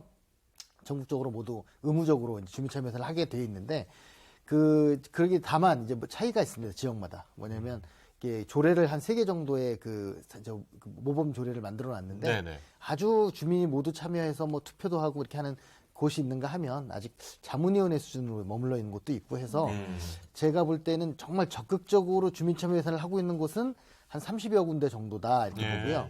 아주 많이 되는데 예를 들면 은평구 같은 데는 예. 전 주민의 10% 넘는 사람들이 모바일로 투표를 해가지고 이 결정하기도 해요. 야. 근데 뭐 아직 안 되는 곳은 아직은 뭐 제가 그 약간 비하해서 이장님 참여 예산이다 뭐 이렇게 좀 그런 정도로 소수가 하는 그런 것들도 있는 반면에 네네. 서울시 같은 경우에는 아마 규모로는 제일 전 세계에서 네. 가장 큰 규모의 주민참여 예산이에요. 왜냐하면 서울 다음이 파리인데 네. 파리가 250만 정도밖에 안 되거든요. 서울은 1000만이거든요. 그렇죠, 그렇죠. 그리고 또 서울 같은 경우에는 예를 들면 그 250명의 참여 예산 위원들을 뽑는데 그 중에 한 150명 정도를 추첨으로 뽑아요. 네. 그럼 이제 막 그 만 몇천 명씩 응모를 하면 거기서 추첨을 하죠. 그래서 그것도 예를 들어 35세, 50세 찍어가지고 남녀 동등하게 지역별로 구분해서 하는 식으로 약간의 이제 조금 그래도 배분을 하고. 대표성을 좀 갖게 하려고 노력을 하는 그런 측면이 있었습니다. 그래서 그런 식으로 좀 되다 보니까 현 정부 들어서서는 2018년에는 국민 참여 예산으로 해서 이제 진행을 하고 있습니다. 그런데 아직 중앙정부에서는 워낙 이게 뭐 서울시도 큰데 그렇죠. 중앙정부 크다 보니까 네네네. 아직까지는 약간 공모사업처럼 어떤 사업을 하면 좋을까요 하고 물어보는 정도 해서 그걸 선택하는 정도 되고 있는데 진정한 의미의 주민참여 예산이 되려면 어떤 사업을 결정하는 것도 중요하지만 그 제안하고 그것이 편성 과정에서 그 자기들이 제안하지 않았더라도 이 사업이 잘 되고 있는 거냐라고 이제 그 의견을 내고 그것이 반영되게 하는 것까지 가는 게 가장 원래적인 의미의 그러니까 직접 민주주의를 하는 차원에서의 주민참여 예산이라고 볼 수 있습니다. 그렇죠. 그러니까 뭐 많은 돈도 좋고 뭐 어떤 결과가 나왔는지도 중요한데 참여하는 그 과정 자체가 참 중요한 것 같아요. 그러니까 우리나라에서는 주민참여 예산 제도가 어쨌든 조례를 통해서 광주 북구에서 처음 시작이 됐고 네. 지금은 전국적으로 의무적으로 시행이 되고 있는 거잖아요. 그렇다면 또 이게 궁금하네요. 전 세계에서 이 주민참여 예산 제도를 가장 먼저 시행한 곳은 어느 나라 어느 곳인지. 그러니까요. 네. 교수님. 예, 이 예. 교수님 혹시 어디입니까? 오늘 우리 귀한 손님 오셨는데 브라질에서 오신 우리 까를로스 네. 보리토 선생님 그 나라에 남쪽 항구에 가면은 포르토 알레그리라는 인구 한 150만 정도 되는 도시가 있습니다. 네. 거기 사실 보면 빈부격차도 굉장히 크게 나고 네네. 유명한 축구 선수 호나우지뉴 네네. 거기 그래요? 기생이기도 하죠. 오. 예, 거기서 1989년에 한 인구 150만 도시인데 네. 거기서 시작했습니다. 그렇군요. 네. 우리 카를로스가 그럼 그쪽 잘 아시나요? 워낙 브라질도 땅이 커가지고. 맞아요. 제가 포르투갈에서 5년 동안 살았으니까 진짜 거주를 하셨어요. 제2 고향이라고 생각합니다. 네, 그렇군요. 네, 거기서는 주민 참여 예산제는 먼저 생겼고 그리고 나중에 유럽, 미국, 여기 아시아, 대한민국까지 왔어요. 조금 더 자세한 이야기 화면으로 준비해봤습니다. 그래요? 예. 좋습니다. 그럼 일단 영상 한번 보고 계속해서 이 이야기 나눠보도록 하겠습니다. 남아메리카에서 가장 큰 나라, 인구 2억 1천만의 브라질. 브라질 가장 남쪽에 위치한 도시 포르토 알레그리에서 1989년 직접 민주주의를 상징하는 특별한 제도가 만들어졌는데요. 당시 브라질은 지방정부의 부정부패와 심각한 빈부격차, 불평등으로 인해 주민들의 생활이 열악한 상황이었습니다. 이를 해결하기 위해 주민 스스로 필요한 곳에 지방정부의 예산을 결정할 수 있는 주민 참여 예산 제도가 도입됐습니다. 참여 예산제는 지역 주민들이 모여 의견을 나누는 지역 총회에서 시작하는데요. 17개의 지역 총회에서 지역에 가장 필요한 의제를 정하고 6개 주제별 회의를 열어 투표를 합니다. 또한 주민 직접 선거로 대의원과 평의원을 선출하고 대의원들은 회의에서 논의된 주민의 의견을 모아 시로 전달하는 역할을 하는데요. A força do orçamento participativo de Porto Alegre é o seu espírito comunitário. Todos os estudos que foram feitos sobre o nosso OP demonstram que ele é o mais enraizado na vida das comunidades locais da cidade e também é o mais enraizado na gestão do próprio governo. Os estudos demonstram que é o OP que recebe mais recursos para atender as demandas locais. 포르토 알레그리의 참여 예산제가 실제로 어떻게 운영되고 있을까요? 이곳 마을 주민들은 통행의 불편을 해결하기 위해 여러 해 동안 도로 포장 작업을 논의했습니다. Desde que eu vim para cá, eu lutei, eu corri atrás, né? Eu tive força. E quando eu vejo tudo bonito, eu fico assim, que legal, vai ficar bonito. Não é só para mim, mas eu acredito na garra, na união. Se todos derem as mãos, com certeza, vai ficar muito bom. 마을 주민들의 간절한 바람이 이루어져 도로 공사를 진행하게 됐는데요. 주민 참여 예산 결정에 있어 가장 중요한 점이 있다고 합니다. A decisão da população através do orçamento participativo continuará sendo respeitada, independentemente das dificuldades financeiras e orçamentárias que o país, que o Estado e que a própria Prefeitura enfrenta. O fundamental é não cortarmos os investimentos decididos pela população. 또한 저소득층과 노동자층 등 소외계층의 주민들도 적극적으로 예산 편성에 참여한다는 점에서 그 의미가 중요하다는데요. 지역의 도시개발뿐 아니라 노인과 아동 및 청소년의 복지에도 많은 노력을 기울이고 있습니다. Foi através do orçamento participativo que muitas comunidades conseguiram alterar para a vida melhor de muitas crianças e adolescentes, através de conquistas na área da educação infantil, na área da assistência social. 현재는 브라질 대도시뿐 아니라 남미와 유럽, 아시아 등 40여 개 국가, 3천여 개의 지방정부에서 주민 참여 예산을 시행하고 있는데요. 직접 민주주의를 실현한 브라질 포르토 알레그리의 주민 참여 예산, 그 의미와 중요성을 짚어봅니다. 이 포르토 알레그리 시에서 주민참여 예산제가 시행된 게 벌써 30년이 네, 넘었네요. 그러니까요. 예. 와, 와, 주민... 도로, 내 동네 도로는 내가 깔겠다. 약간 이렇게 되게 자신감 있는 네. 그 여성분의 모습도 상당히 인상적이었습니다. 네, 아주 삶의 질이 올라가는 게 바로 눈으로 확인되는 것 같습니다. 네. 아주 주민들도 적극적으로 참여를 하시죠. 그러니까요. 네. 예.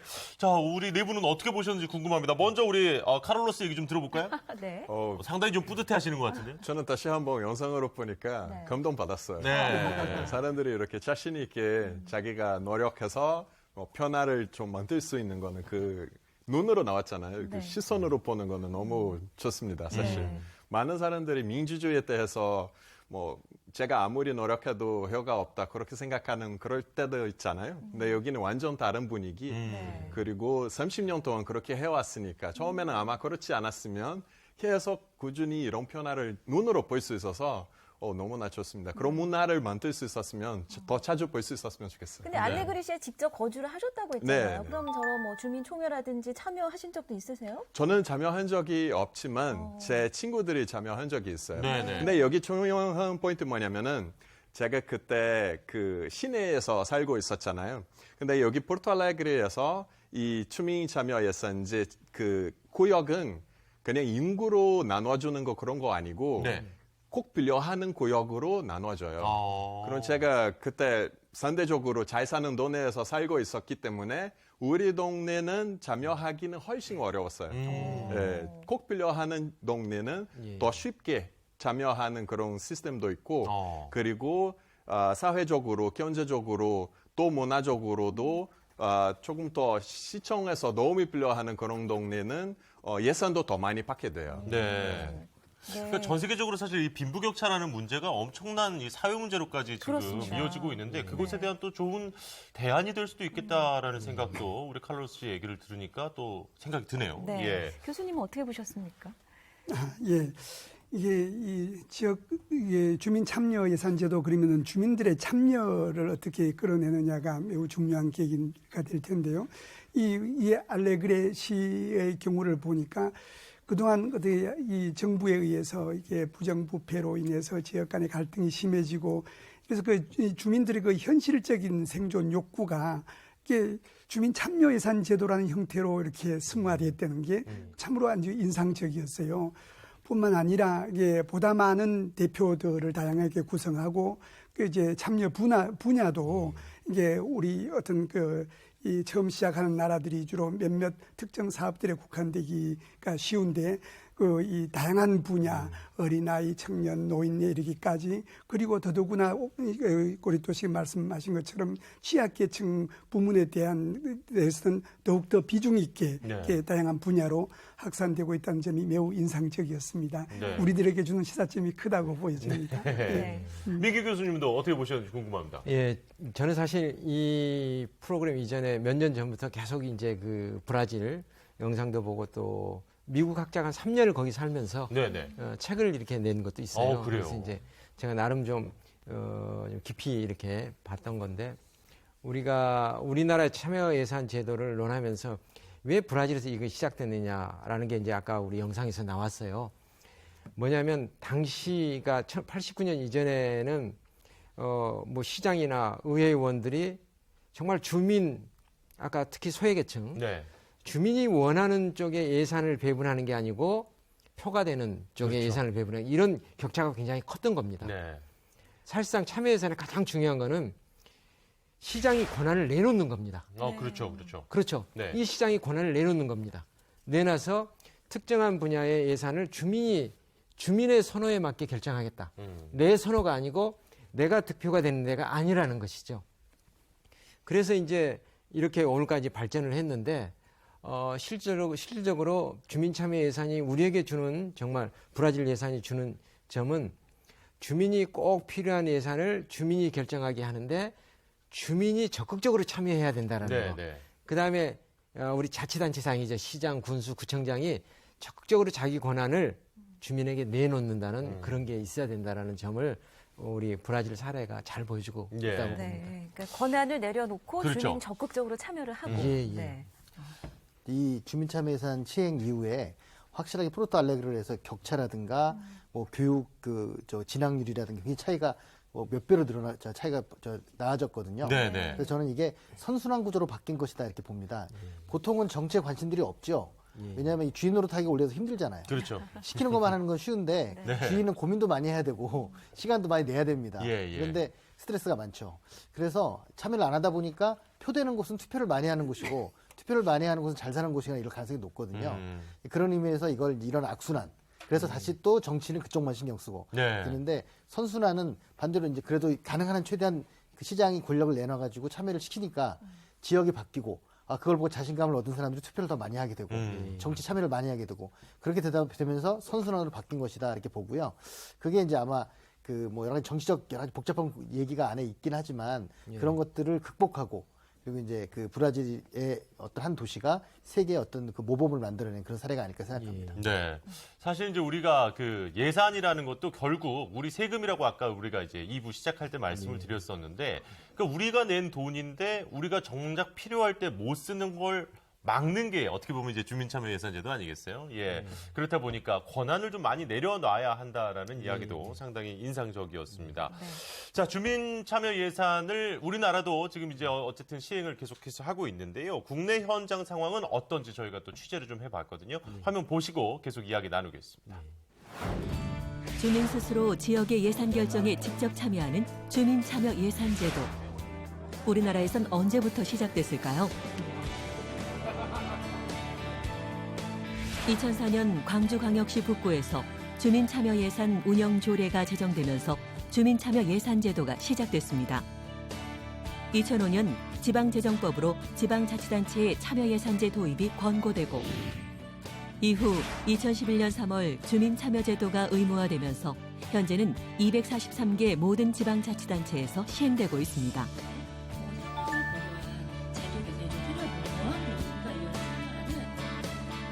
주민참여예산제는 주민 누구나 참여할 수 있는데요. 주민이 마을 운영 계획과 사업을 제안하면 담당 부서에서 그 내용을 검토하고 주민참여예산위원회의 심의를 거쳐 예산 편성을 집행하게 되는데요. 우리 지역에선 어떻게 운영되고 있을까요? 지난 8월 서울시에서 특별한 행사가 열렸습니다. 2021년 시민참여예산 한마당 총회 개회를 선언합니다. 서울시는 2012년 서울특별시 주민참여예산 운영 조례를 제정하고 이후 주민참여예산과 민간협치사업을 합쳐 시민참여예산으로 확대했는데요. 온라인 플랫폼을 통해 지역 예산 운영에 대한 경과를 공유하고 시민들과 참여예산위원이 소통할 수 있는 자리도 마련됐습니다. 위원으로 활동하면서 시민들에게 꼭 필요한 참여 예산이 어떤 사업인지 소개해 주시면 감사하겠습니다. 그렇다면 시민들이 제안한 사업을 공정하고 투명하게 심의해야 하는 참여예산위원회는 어떻게 구성될까요? 예산학교라는 프로그램을 연중 개최를 하고 있는데요.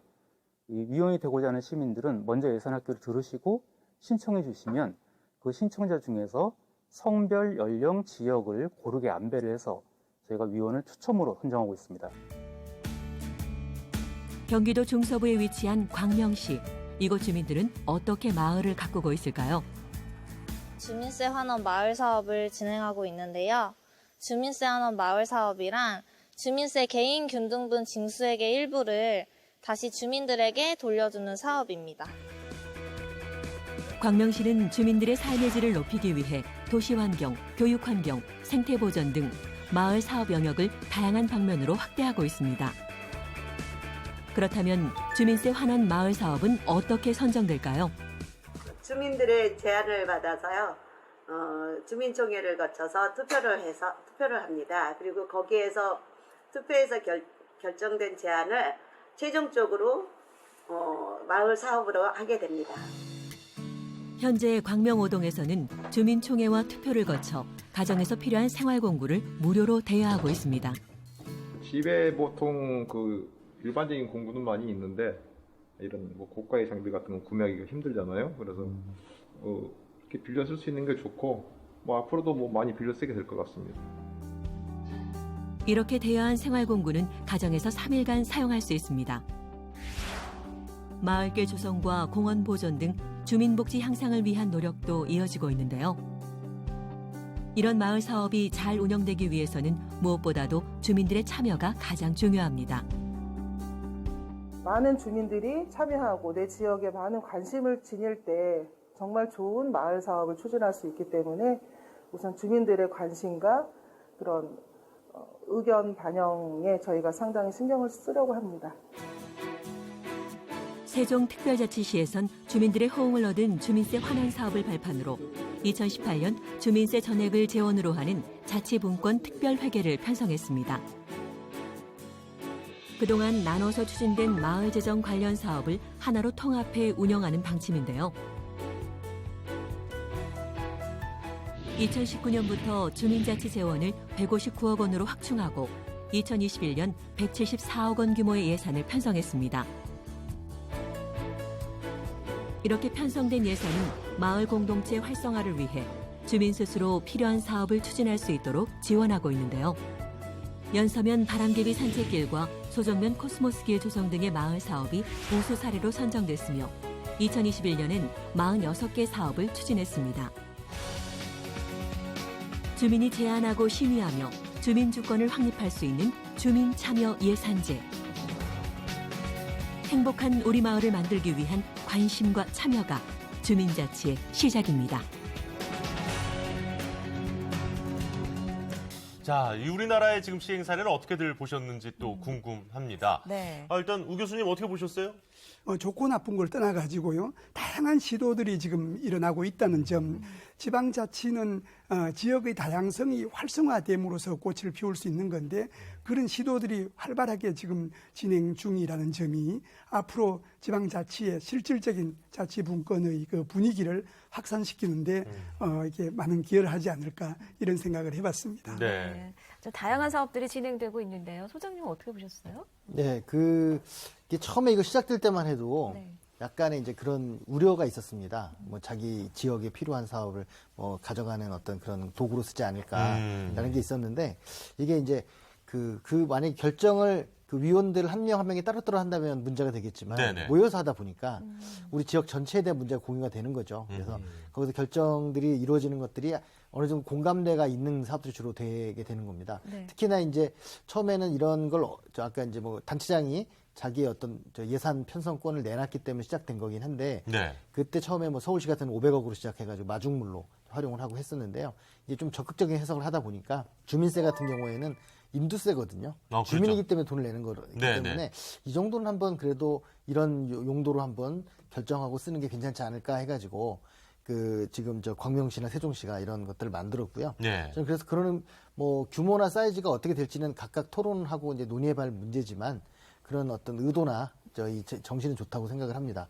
그리고 아마도 지금 아까 이제 우 교수님께서 말씀하셨지만 지방자치라는 게 사실은 굉장히 다양한 시도가 있게 되고 네. 그 시도 중에 좋은 것들은 또 퍼지게 되고 네, 네. 이러면서 우리나라 중앙정부까지 변화시키는 그런 거라고 보고요. 그래서 지금 이제 한국은 뭐 여러 가지 일단 방향에 있어서는 뭐 좋은 방향으로 가고 있는 게 아닌가 싶은 생각이 듭니다. 네. 근데 무엇보다 또 고리투 씨가 어떻게 보셨는지 맞아요. 궁금하지 않아요? 네, 이게 또 그 대성되기 우수 사례가 있는 브라질에서 오셨기 때문에 네. 예, 칼로스 씨는 어떻게 보셨어요?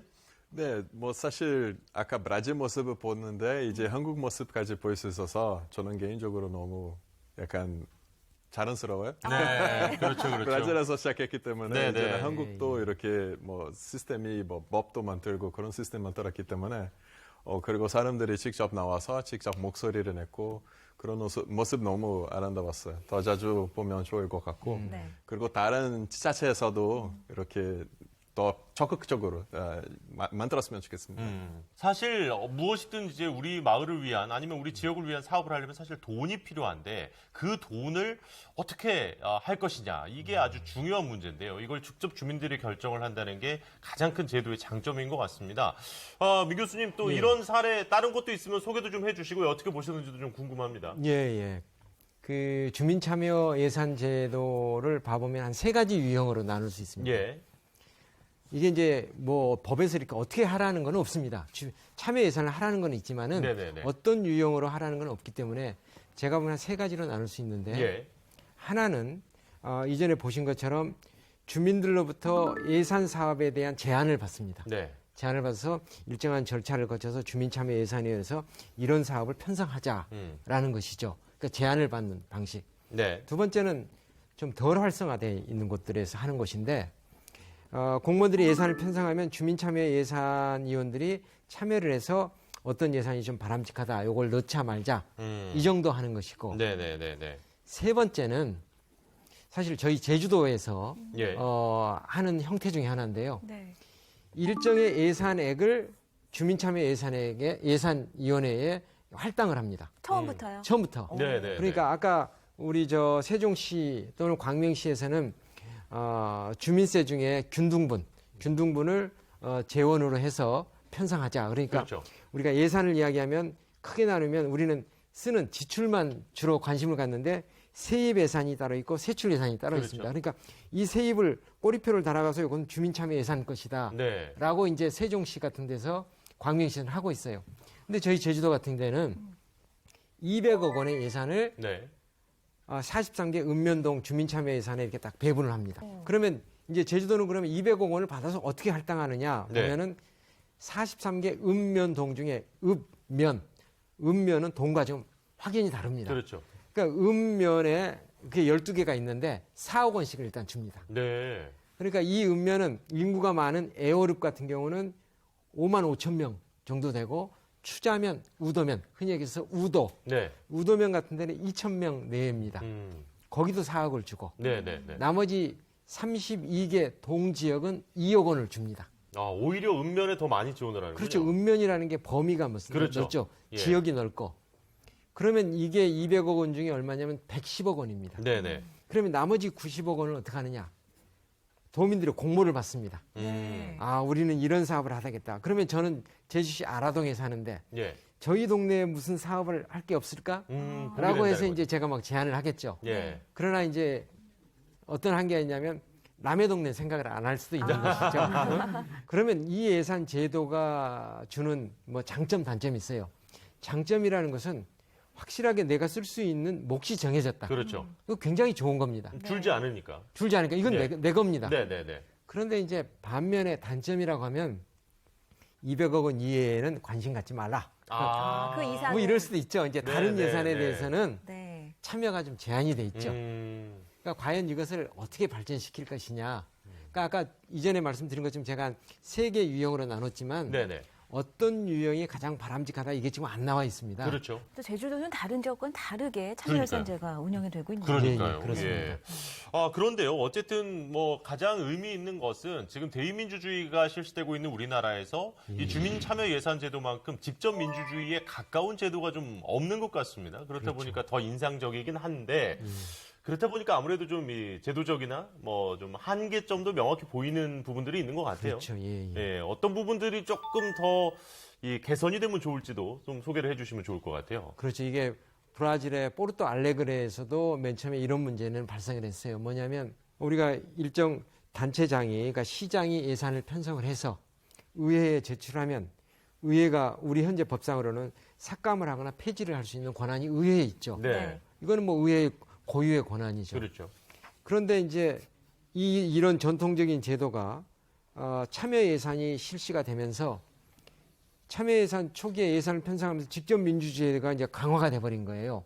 그러면 주민이 직접 편성한 예산을 우리 브라질에서도 시장이 그대로 이걸 받아들여서 의회에 제출을 하는 겁니다. 네. 그럼 우리도 마찬가지인데 주민들이 참여한 예산을 의회에 제출했는데 의회는 이 예산을 또 삭감을 하거나 폐지를 한다면 사실상 직접 민주주의를 또 훼손하는 이런 그렇네요. 일이 발생하죠. 예. 의회 입장에서는 우리가 주민의 대표인데 예산안이 편성돼서 오면 이 예산에서 전혀 삭감하거나 폐지를 못한다면 역시 또 우리가 근간을 이루고 있는 대의민주주의가 훼손이 되는 것이죠. 그렇네요. 예. 그래서 실제 이제 브라질의 포르토 알레그레에서는 시장이 주민이 편성한 참여 예산을 통해서 편성한 예산을 그대로 제출을 하면 의회에서 그것을 크게 문제가 없다면 그대로 수용하는 그런 절충안들을 통해서 오늘날까지 발전하게 된 겁니다.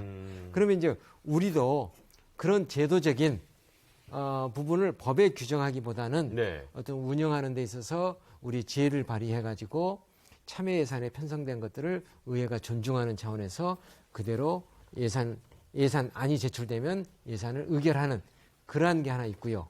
또 행정적으로 보면 주민자치회는 우리 지방분권법에 그렇게 나와 있습니다. 주민이 회원이 되는 그런 회입니다. 그러니까 주민의 대표죠. 그런데 지금 지역에 가면 주민자치 별도로 돼 있고 주민참여 예산위원회 별도로 돼 있고 나눠 있어요. 그러면 누가 진정한 주민이냐 하는 이런 논쟁도 되죠. 그래서 앞으로는 그러니까 주민자치회가 중심이 돼서 이 주민참여 예산 제도도 같이 하는 어떤 일원화시키고 두 번째 또 행정적으로 보면 지금 잘하고 있는 자치단체는 대표적으로 단체장들이 권한도 내놓고 예산도 내놓고 세종시만 해도 170억 원을 쓸 수 있는 예산입니다. 그렇죠. 그걸 주민에게 내놓은 겁니다. 이런 대폭적인 인식의 전환 이런 것들이 행정제도적인 측면에서 자리를 잡았으면 합니다. 현재로서는 그러면은 지자체장의 선의에 기대할 수밖에 없는 부분이 분명히 현재는 존재하군요. 당연히 그렇습니다. 그러니까 우리는 이제 선거를 통해서 그런 자치단체장을 많이 선출을 해야 되겠죠. 권한을 주민들에게 다시 내놓는 그런 자치단체장. 이게 굉장히 중요하죠. 알겠습니다. 그러니까 어떤 단체장을 뽑느냐가 이래서 또 중요한 거 맞아요. 아니에요? 그래서 투표를 또 하셔야 된다는 투표가 얘기가. 중요해요. 네. 그럼 지금의 우리나라에서 시행되고 있는 주민 참여 예산 제도가 주민 입장에서는 또 어떤 문제를 갖고 있을까요? 가장 중요한 건 참여 예산이니까요. 참여의 문제죠. 참여가 그래서 아까 말씀드린 대로 일부 지역은 모바일 투표까지 하면서 참여가 높이 활성화돼 있는 반면에 일부 지역에서는 거의 자문위원회 수준으로 아직 이렇게 참여가 부족한 데가 많이 있어요. 그래서 이걸 어떻게 높일 건가에 대한 문제는 이제 사회적인 어떤 여러 가지 조건들이 구비가 돼야 되겠죠. 아까 의회화의 문제는 항상 있습니다. 서울시 의회도 서울시도 잘하고 있지만 서울시 안에서도 의회가 자꾸 왜 우리가 이걸 다 받아줘야 되는 거냐. 사실 그럴 법적인 근거는 없으니까요, 사실. 그래서 사실은 이 주민참여 예산제도가 대의민주주의의 어떤 그 문제점을 약간 부족한 부분을 보완하기 위해서 만든 제도인데 마치 이제 어떤 면에서 간섭이나 개입 그리고 또 때에 따라서 대안처럼 이제 되는 것 때문에 의회가 긴장하고 견제하는 게 분명히 있습니다. 그래서 이건 이제 운영의 측면에서 해결을 해야 되는 거고 대립할 수도 있지만 그 문제를 어떻게 극복하는가도 그 지방자치, 지역의 민주주의의 하나의 그게 어떤 중요한 과제 중에 하나고요. 또 하나는 이제 전문성의 문제가 있는데 이 문제는 이건 시간 해결해 줄 수밖에 없는 측면이 있고요.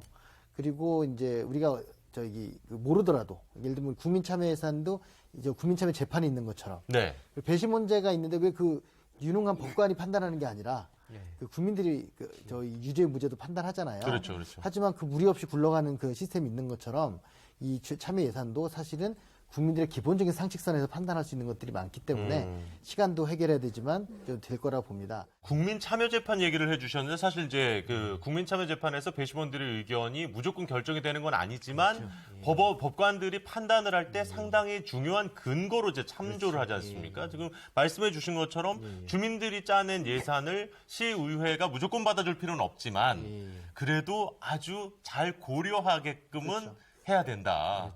그런 쉽지는 이야기들. 않습니다. 그런 부분이 현실적인 좀 어려움도 분명히 존재하는 것 같네요. 예. 사실 그러면 어떻게 하면 이 주민 참여 예산을 더 잘 정착을 시킬 수 있을까요, 우 교수님? 지금 정 박사님이나 민 교수님이 거듭 말씀하신 게 이 지금 현재 제도적인 틀 속에서는 집행부의 의지가 중요하다고 이제 얘기를 하셨어요. 그 살림살이라는 이 구체적인 측면으로 들어가서도 이 단체장을 비롯해서 집행부가 어떤 의지를 갖고 이 참여예산 제도를 받아들이느냐가 이제 매우 중요할 거예요. 그런데 이 지방재정이라는 관점에서 보면 더욱 더 중요한 거는 설령 그런 의지가 있더라도 그걸 받아 안을 수 있는 그 재정 활동의 이 자율성, 이 운신의 폭이 좀 넓어야 되는데 말하자면 중앙정부로부터 그 지방정부가 할 수 있는 자율성이 얼마나 넓은가 이게 매우 중요하다고 생각합니다. 우리가 자주 듣습니다만 총량적인 면에서만 볼 때는 그러니까 나라 살림살이로 볼 때 지방정부가 교육을 포함해서 6을 하는데 중앙정부는 4를 한다든지 그런데 세금을 걷는 거는 중앙이 8을 걷는데 지방이 2를 걷는다든지 지금 문재인 정부 들어와서 이 거듭되는 그 분권의 노력 시도에도 불구하고 아직 이제 괄목할 만한 어떤 이 변화는 이제 보인다고 하기는 어려워요. 이제 그런데 양적인 측면에도 그러해서 이 폭이 좁은 데다가 주어진 범위 속에서 실제로 운영하는 과정에서 그 예산 운영 과정마다 이 중앙정부의 각종 규제나 통제가 이렇게 딱 자리를 잡고 있어요. 아까 이 정 박사님 처음에 말씀하실 때 예산 운영 기준이라는 것이 내려와서 그게 긍정적인 면도 있지만은 이게 중앙정부의 시책은 이러하니까 따르시오 이렇게 권유하는 것 같지만은 이게 그거를 따를 수밖에 없는 그런 구조가 되고 있다든지 어떤 그 지역의 수건 사업을 하기 위해서 일정 규모 이상의 투자 사업을 하려고 하면은 그건 또 이 위에서 중앙정부 또는 상급정부에서 심사를 해서 괜찮다 그러면 해야 된다라는 규정을 준다든지 또 이렇게 어떻게 꼭 해야 될 일이 있는데 좀 부족한 돈이 있어서 채무를 발행하고 싶은데 그런 경우 예전에 비해서 많이 완화가 되기는 했다고는 하지만 아직도 그 발행이라든가 관리 부분에 있어서 각종 규제나 통제가 법률이나 시행령을 통해서 가해지고 있어요. 뿐만 아니라 이게 이 지방 세 부분에 있어서 이밖에 안 되는 그 세금이지만은 거기에 있어서도 과표를 조절할 수 있는 권한이라든지 이제 지역 경제를 살리기 위해서 어느 부분에는 좀 깎아주기도 하고 이러고 싶은 경우가 있을 수 있잖아요. 감면을 운영할 수 있는 그 권한이라든지 이런 게 대부분이 중앙정부에 있어요. 이제 기속이 돼 있어요. 이런 상황에서 설령 이 두 분이 말씀하셨듯이 지방정부 이제 단체장이나 이 집행부 이 관료들이 좀 더 주민들의 의사를 이렇게 받아들여서 한번 해보고 싶다 하더라도 이게 운신의 폭이 별로 크지 않아요. 그래서 이 문제를 얘기를 할 적에는 우리가 지방정부가 얼마나 재정 운영상 자율성을 가질 것인가, 갖게 할 것인가, 어떻게 되어 있는가 이 점에 우리가 유념을 해야 된다. 그러니까 가이드라인이라고 준 건데 이게 이제 오히려 발목을 잡는 또 그런 형국이 된 거군요. 네, 그렇습니다. 그러니까 아직은 그런 형국입니다. 그러니까 지방정부의 재정 운영상의 자율성이 좀 더 보장이 돼야 되겠다를 강조해 주신 거예요. 그럼 민디 교수님은 지금 현행 이제 우리나라에서 시행되고 있는 주민참여 예산제에서 이것만은 꼭 시급히 개선됐으면 좋겠다 하는 부분이 있으신가요? 우리 지방자치단체 측면에서 우리가 보완을 해야 될 것이 있고 네. 주민들 측면에서 보완해야 될 것들이 있죠. 네네네. 그래야지 사실 주민참여 예산이라는 게 살아나는 건데 지방정부 차원에서 그러니까 자치단체장입니다. 시장, 군수, 구청장, 뭐 특별시장, 도지사. 네. 이 집행기관의 입장에서는 특별한 모형이 없기 때문에 우리 지방재정법에 주민참여 예산을 하라고 했지만은 얼만큼 하라는 건 없습니다. 그렇죠. 그러니까 적극적으로 주민들에게 권한과 재원을 내줄 수 있는 그런 이 자치단체에 그걸 제도화시키는 방안. 그 제도화시키는 게 뭐 조례로서 구체로 규정하는 것이죠. 네네. 조례는 지역의 특성에 맞게 만드는 것이니까. 그다음에 이제 주민의 입장입니다. 주민. 참여의 문제, 전문성의 그렇죠. 문제. 그런데 참여의 문제는 이렇게 보시면 됩니다. 네. 우리는 무슨 회의를 하다 보면 의사정적수 이런 얘기합니다. 얼마 정도 참여를 해야 한다. 네네네. 그런데 지금 제가 선진적인 주민자치를 보면 참여의 인원에 제한이 없습니다. 그러니까 50명이 와도 됩니다. 네. 인구 2만 명에서. 100명이 와도 됩니다. 이 이면에는 뭐냐면 스스로 포기하는 권리는 보호하지 않는다라는 겁니다. 안 왔으면 말하지 마라. 그렇죠. 예. 왜냐하면 이러한 것들이 참여하는 사람에 의해서 우리 지역이 바뀌더라 하면은 그 참여 예산을 통해서 내 삶이 바뀌면 예. 주위에서 보면 나는 참여하지 않으면 큰일 나는구나. 이것이 주민들에게 확산이 되고 체감이 될 수 있어야 됩니다. 그러니까 일단 시간이 좀 걸려야 되는 것이죠. 근데 그렇게 너무 소수만 참여하면 대표성에 문제가 있지는 않아요. 바로 이제 그걸 우려해서 우리는 늘 이야기하는 것이죠. 의사정족수가 얼마 돼야 된다. 네, 강요된 참여를 하는 겁니다. 강요된. 그러나 네. 진정 우리가 이야기하는 스위스의 주민자치, 미국의 주민자치 아주 소수입니다. 인구 2만 명에 50명 이상, 200명 이상 참여하면 된다라고 보는 것이죠. 우명동 교수님 내 이웃인데 꼬박꼬박 참여를 해서 이분은 뭔가를 만들어내더라. 이게 우리 눈에 확실히 보여야 되는 것이죠. 네. 이 과정을 겪어야 됩니다. 우리는. 네. 두 번째는 전문성이라는 거. 시간이 지나면 해결이 되는데 우리가 지금 참여 예산을 보는 것은 보통 사람의 지혜, 상식 이것이 참여 예산에 녹아 들어가서 네. 우리 주민이 원하는 것이 이것이구나 라고 본다면 우리가 주민 입장에서 보완해야 될 사항 선출직 공무원들이 과감하게 권한을 주민에게 내놓는 그런 인식의 전환 이런 것들이 이루어진다면 참여 예산이라는 게 저는 앞으로 크게 발전할 것이라고 봅니다. 네. 정 소장님? 저기 민기 교수님 말씀하신 대로 해외 사례나 우리나라도 보면 참여를 제한하면 오히려 참여가 더 줄어드는 역설이 있습니다. 제한 안 하면 오히려 더 많이. 그렇죠. 이제 그런 약간 역설이 있고요. 네. 그런 면에서 보면 지금 우리 지금 지역들 잘 되고 있는 지역들을 보면 굉장히 규모가 커졌죠. 10% 네. 뭐 은평구 같은데 10% 넘는 건 대단한 거거든요. 그럼요. 예. 그래서 처음에 저는 동원을 하지 않았나 의심을 봤는데 뭐 처음엔 동원도 일부 있었어요. 뭐 학교 같은 데서 이렇게 하고 그랬었는데 이게 효능감을 느끼게 되니까 내가 이렇게 투표를 해봤는데 내가 결정한 게 사업이 됐더라. 이런 걸 느끼게 된 거예요. 그러다 보니까 그 다음에는 동원하지 않아도 참여하는 사람들이 많아졌고요. 그리고 이제 그러다 보니까 효능감을 이렇게 결정되는 것에서 효능감을 느끼게 되니까 고민을 시작하는 거죠. 사실은 우리가 이 예산 사업을 한다는 것, 이 목적이 뭡니까? 우리가 행복해지려고 그렇죠. 하는 거잖아요. 더 나은 삶. 근데 행복해지려고 하는데 어떤 행복이냐 그러면 현재 문제를 해결해 행복해지는 거거든요. 그리고 이제 상상하지 못했던 걸 상상을 하면 이제 선진 사회가 되는 거고 이제 남들이 안 하는 걸 했을 때 선진국이 되는 거거든요. 그렇죠. 남들 하는 거 따라하는 건 아직은 후진국이에요. 네. 그게 세상의 거니까.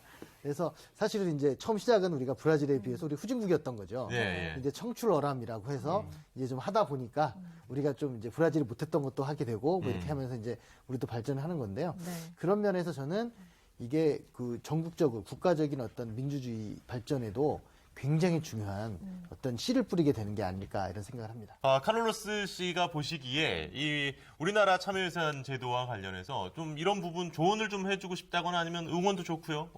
하시고 싶은 얘기 있으면 좀 듣겠습니다. 사실 총원보다는 그냥 조금 더 약간 우리 시민들이 적극적으로 참여하면은 여당인지 야당인지 시장이 어떤 사람이 상관없이 그 시스템이 제도가 계속 여지게 하는 거예요. 네. 브라질 포르투갈의 사례는 딱 이거예요. 30년 전에는 시작했는데 그때는 어떤 정치당이 있었는데 그동안은 많이 달라졌어요. 그렇죠. 그래도 시스템이 쭉 그대로 조금 더 튼튼하게 조금 더 잘 그리고 참석자도 계속 늘었습니다. 네.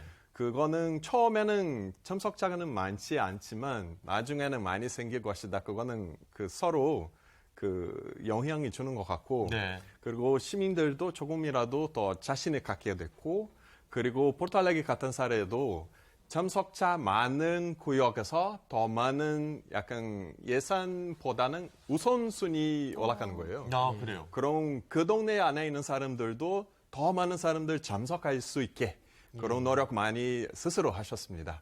그리고 아까 영상에서도 보셨는데 그 청회, 그 회의를 만들 때는 약간 어떤 공무원들과 이야기하는 것보다 예. 축제 같은 분위기예요. 축제예요? 네, 그렇죠. 그럼 아이들 가지고 뭐 아이들이랑 좀 이렇게 프로그램도 있고 네, 노래도 네. 부르고 뭐 공연도 있고 그런 식으로 주민들한테 관심이 조금이라도 더 클 수 있게 그런 노력도 많이 했습니다. 그래서 잘 된 거죠. 사람들이 참여하면 이렇게 좋은 기분으로, 좋은 네. 마음으로 거기 참여하게 되면 그냥 우리 동네는 우리 시, 우리 군 더 좋은 장소로 만들 수 있었죠. 자, 벌써 시간이 이렇게 됐네요. 오늘 또 정말 귀한 시간 내주셔서 이 주민참여 예산 제도에 대한 쉬운 설명과 또 실제적인 사례까지 만나볼 수 있었습니다. 끝으로 우리 우 교수님부터 오늘 어떠셨어요? 한마디씩 들을까요? 예. 참여예산 제도의 본래 취지에 어울리려면은 예산 그 과정 전 분야별로도 전 분야에 대해서 제대로 이게 주민들의 삶에 와닿는 일이 삶살이를 하고 있는가가 점검이 되고 감시가 되고 참여가 되는 그런 시스템이 돼야 이게 이제 원래 취지에 나아갈 텐데 아직 이제 거기에 이르지 못하고 있잖아요.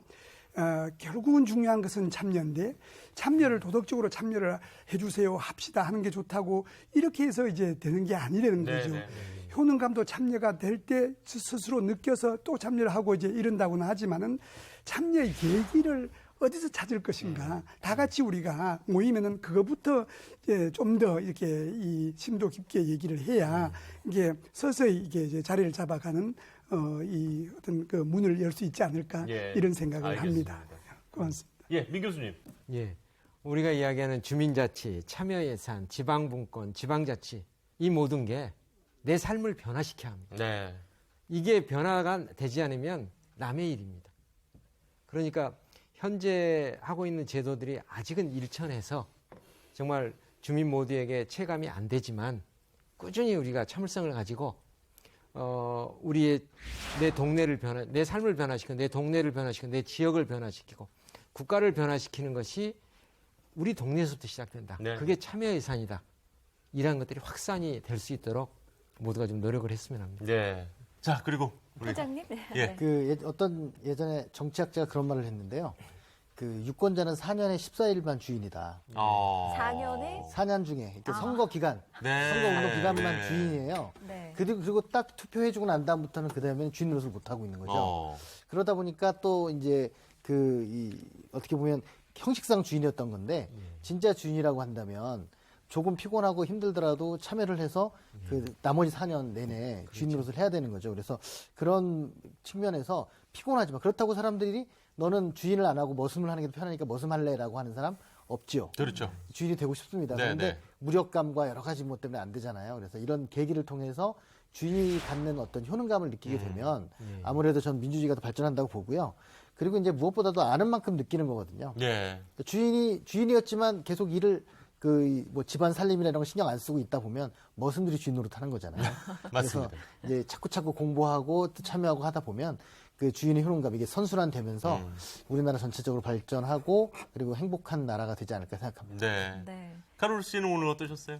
너무 좋죠. 제가 항상 이렇게 나와서 브라질 사례, 포르투갈레 사례를 이야기하니까 기분이 좋고 그리고 다시 한번 제가 항상 강조하고 싶은 포인트는 이 주민 참여 예산제는 우리 경제 수준이 근 상관없이 시행할 수 있는, 성공시킬 수 있는 사례입니다. 우리 동네는 우리 동네 그렇게 돈이 없는데 어떻게 이런 거 만들 수 있다 그런 거 생각하지 말고 일단 적극적으로 참여하시면 성공 무조건 됩니다. 네, 장기적으로 생각하면은 정말 큰 변화를 이룰 수 있습니다. 좋습니다. 네. 자, 오늘 정말 또 귀한 시간 내주셔서 함께 이야기 나눠주신 또 네 분께도 한 번 더 감사드리겠습니다. 고맙습니다. 고맙습니다. 예. 자, 우리 안희성 아나운서는 오늘 어떠셨습니까? 아니, 저희가 이제 이런 방송을 진행하니까 네. 평소에 주민 자치에 대해서 관심이 많다고 생각했는데 정작 내가 살고 있는 동네에 대한 문제에 대해서는 얼마나 관심이 있었나, 그렇죠. 또 해결하려고 하는 고민은 얼마나 했나라는 생각을 다시 한번 하게 됩니다.